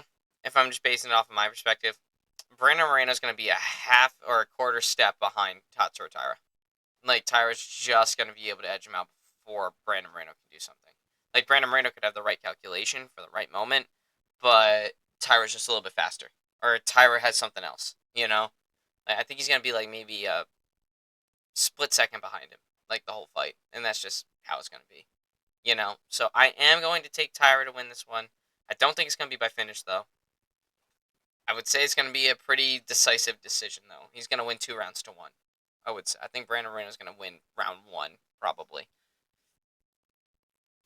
But that's what I'm looking at right now. That's how I think the fight's going to play out. It's going to be a pretty regular fight, I would say. Just the favor's going to swing into Tyra's direction. I do see him winning 2 rounds to 1, and that'll be 29-28. So there you go. That's what I got for that one. You were in agreement there? Yeah. Now, let's go on to what I think is going to be fight of the night. That is our co-main event of the evening, between Alessandro Pantoja and Joshua Van. I actually am calling this to be my fight of the night. I think this one's going to be crazy. Joshua Van brings it. Pantoja's not afraid to step in the fire, too. Yeah. It's very rare where Pantoja isn't going to be fight of the night for me. Pantoja's always in bangers. Like, he is consistently in bangers. Whenever I see Pantoja on the card, I'm like, fight of the night, right there. So, Joshua Van obviously just made a stunning victory against Brendan Royval, and fucking fight of the year back in fucking fight week, International Fight Week this year. Coming off fight of the year against Brendan Royval, where he goes from 10-1 in one fight on 3 weeks' notice. So, after just getting a stellar knockout the 3 weeks before that fight. So, safe to say this has been the year of Josh Van for sure. Oh, yeah. This guy is he's my running favorite to get breakout fight of the year, that category. So, he is the running favorite right now. And that's how it's going to be, for me at least. So, Joshua Van is the plus 190 underdog, while Alessandro Pantoja is the minus 235 favorite. I do think that's fair. I think those are good odds for this fight. I mean, Pantoja is a well-established champion by now. This guy has been at the top for years now, literal years. So, and nobody's really stepped to him besides Steve Erceg that one night when some magic was happening. Because then in the next title defense, what the fuck did Pantoja do to fucking Kai Asakura? So, just disposed of the dude. Just showed why there's levels to these things. So Pantoja's the well-established champion, so it makes sense that he's the favorite. Both guys are, they're both similar in build and reach. Skill-wise, this is where they're going to differ quite a bit. The far more seasoned striker is Joshua Van. The far more seasoned grappler is Alessandro Pantoja. Both of these guys shine in their individual skills. Joshua Van, I mean, the numbers don't lie here. So, as it stands right now, fucking Joshua Van has 8.86 significant strikes landed a minute. He is a volume fighter to the max with a 61.39% accuracy. Dude, he is a far better striker than Alessandro Pantoja. Now, Pantoja can strike. Don't get me wrong. That 54.61 significant strike accuracy with 4.36 significant strikes landed a minute is nothing to scoff at. That is a good striker, but not Josh Van. It's a good striker and a great striker. Yep. And Josh Van is the great striker here. Fucking Pantoja is 9 years his senior. So, that's crazy. Joshua Van is 24. Alessandro Pantoja is 35. So, there you go. We're at that 35 range. This is where it gets tough for the lower weight classes, especially. Not a lot of people win many title fights past the age of 35 in the lower weights.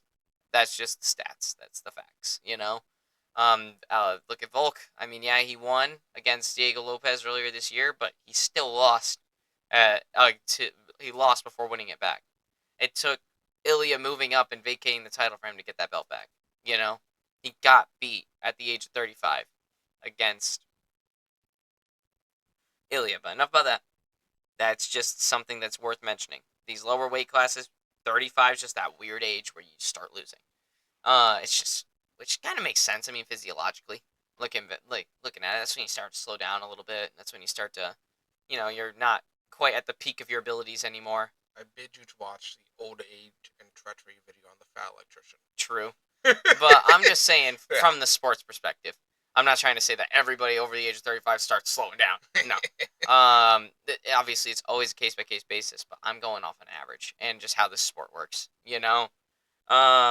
Both of these guys are about the same reach too. I mean, Pantoja has a slightly more, 67.5 reach to 65 for Joshua Van.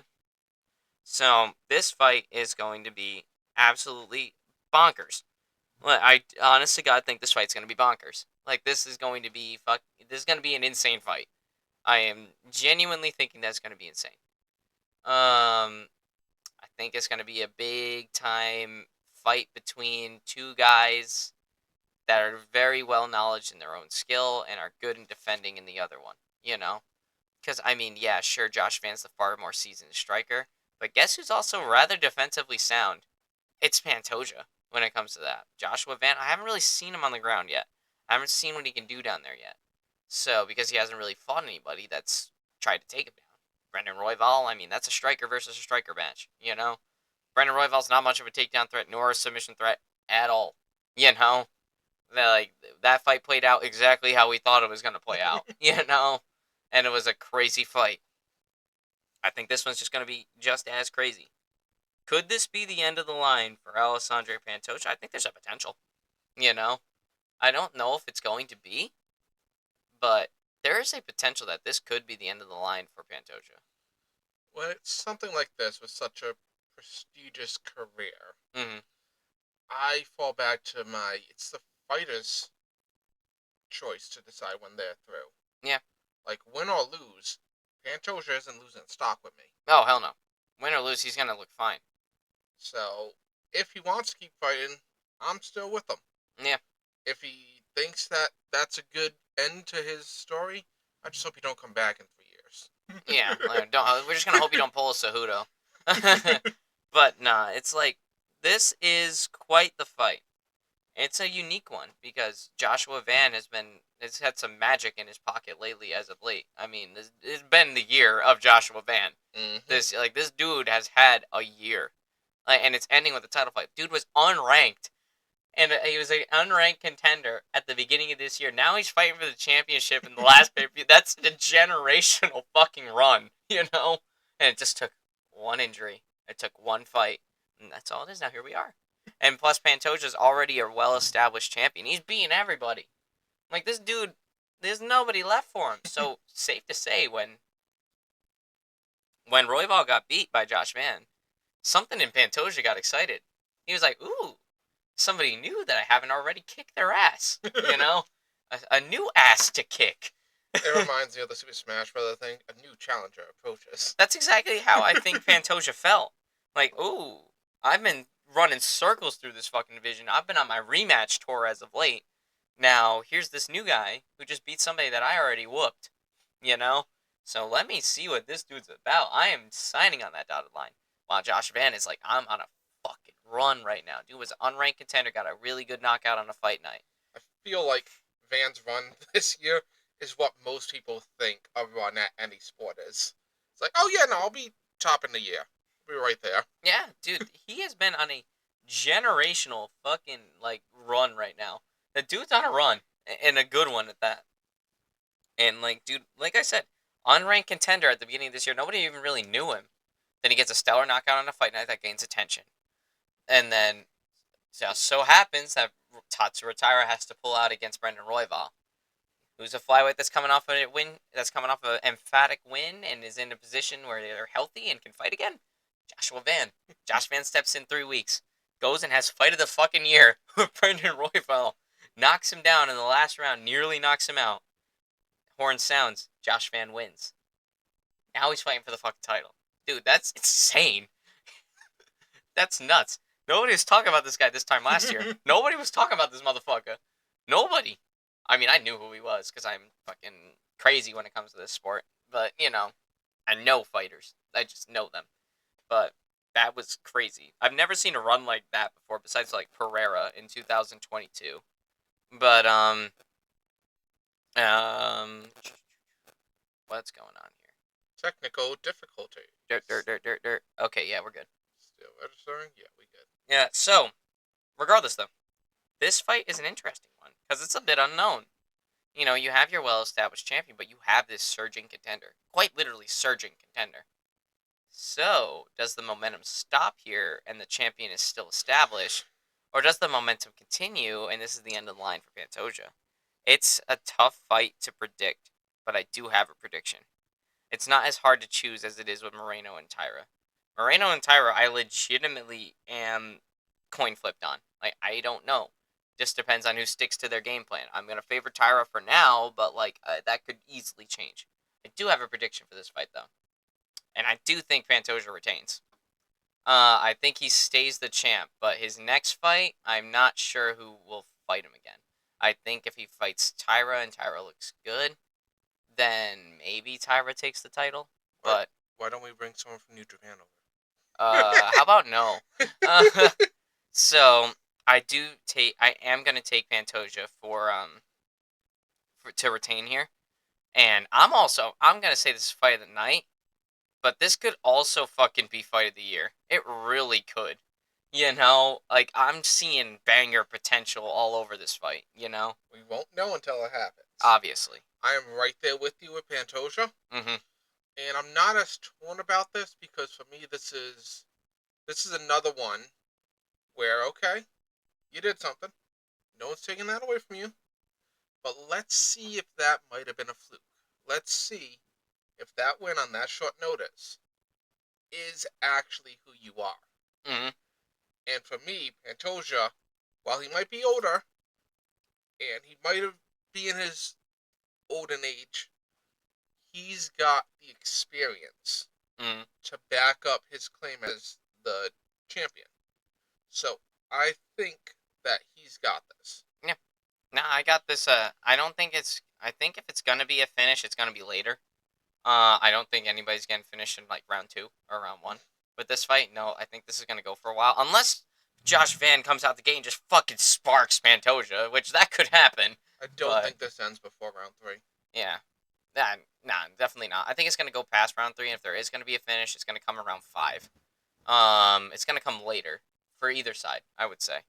But I do think this is going to be a crazy fight. It's going to be fight of the night, in my opinion. And it could even be fight of the fucking year.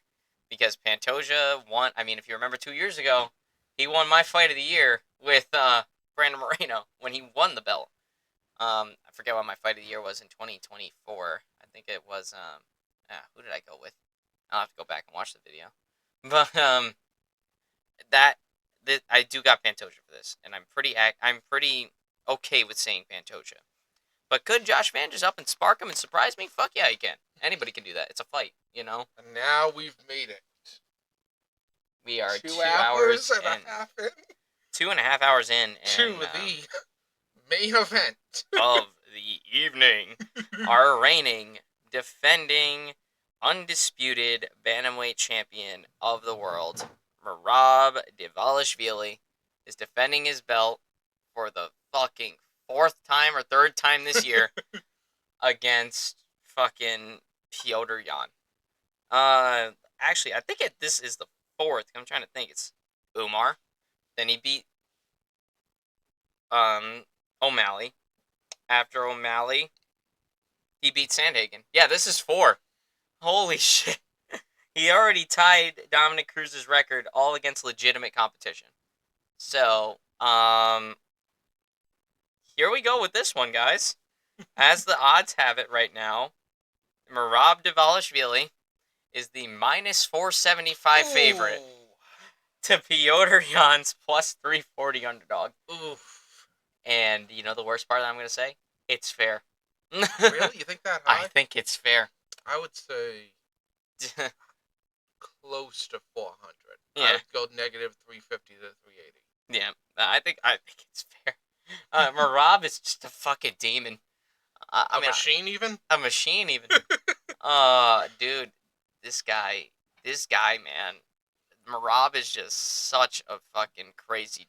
He's on demon time at this current Dude, I'm moment. gonna be so sad if we don't see this live. Like, Uh, if you are working that day and we wait for the next one, it's gonna be like, mustn't look at anything. I'm working on it. I really am.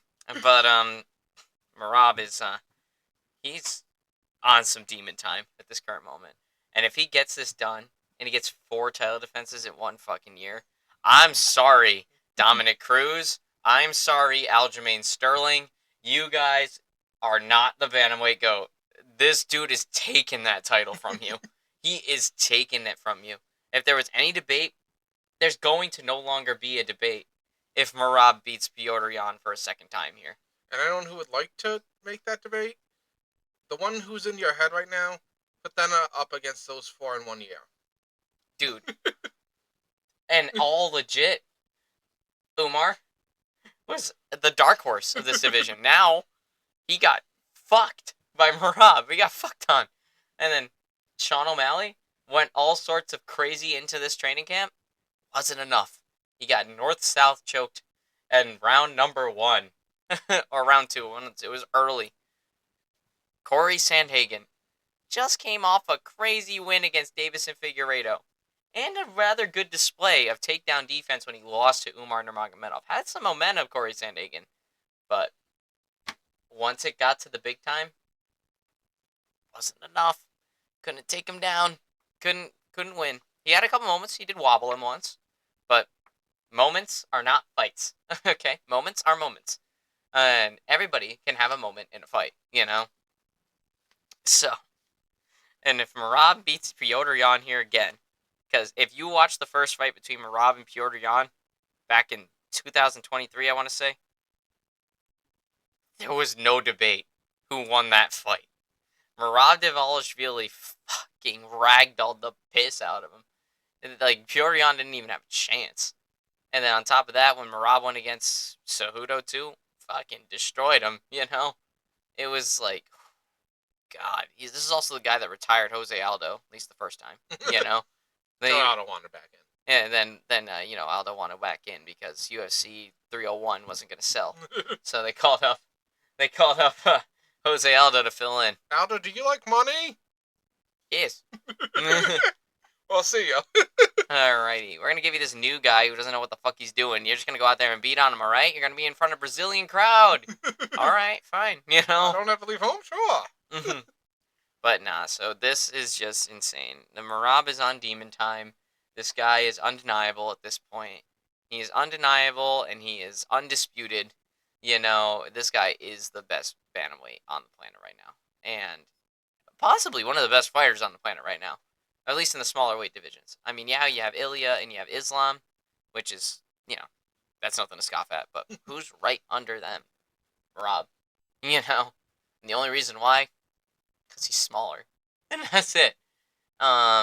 So Marab here, obviously, you guys know how he fights by now. You guys have seen him fight 3 times now.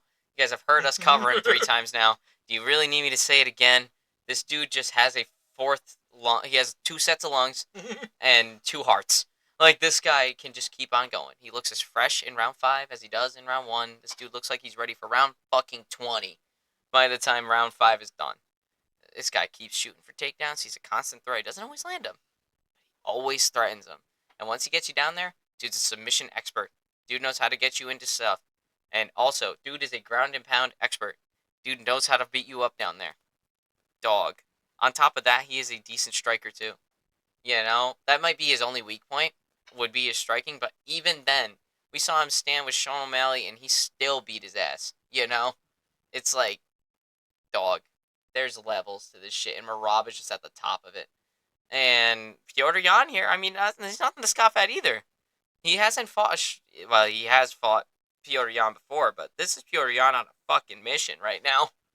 This is Piotr Jan on a redemption arc. I mean, he's been doing good this year.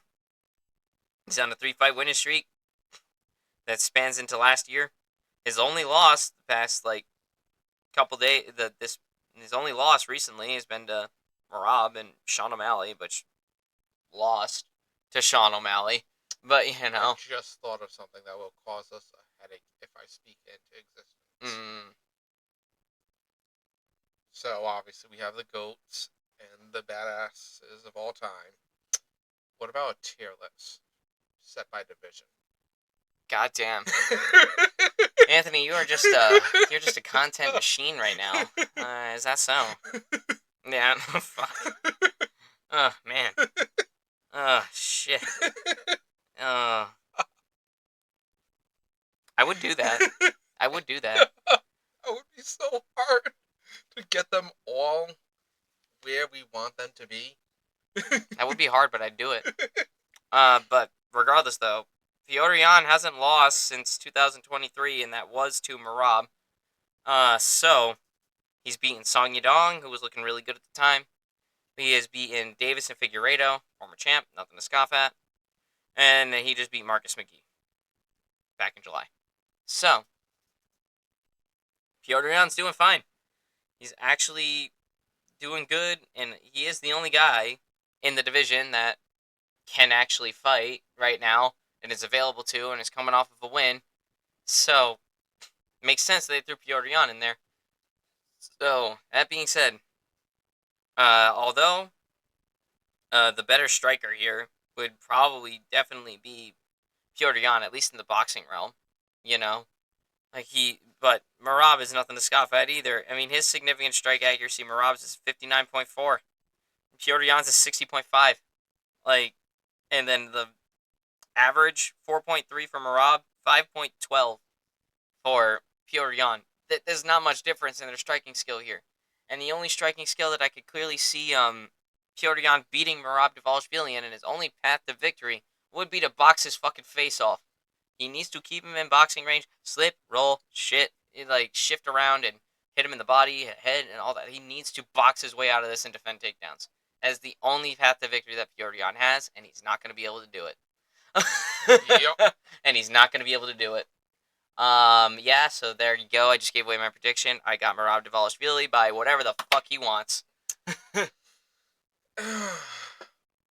Guys, guess what, guys? I like Piotr Jan. Me too. I do. We love Piotr Jan. We really do. But he doesn't have this. Nope, he does not have this in the slightest. Nope, he does not.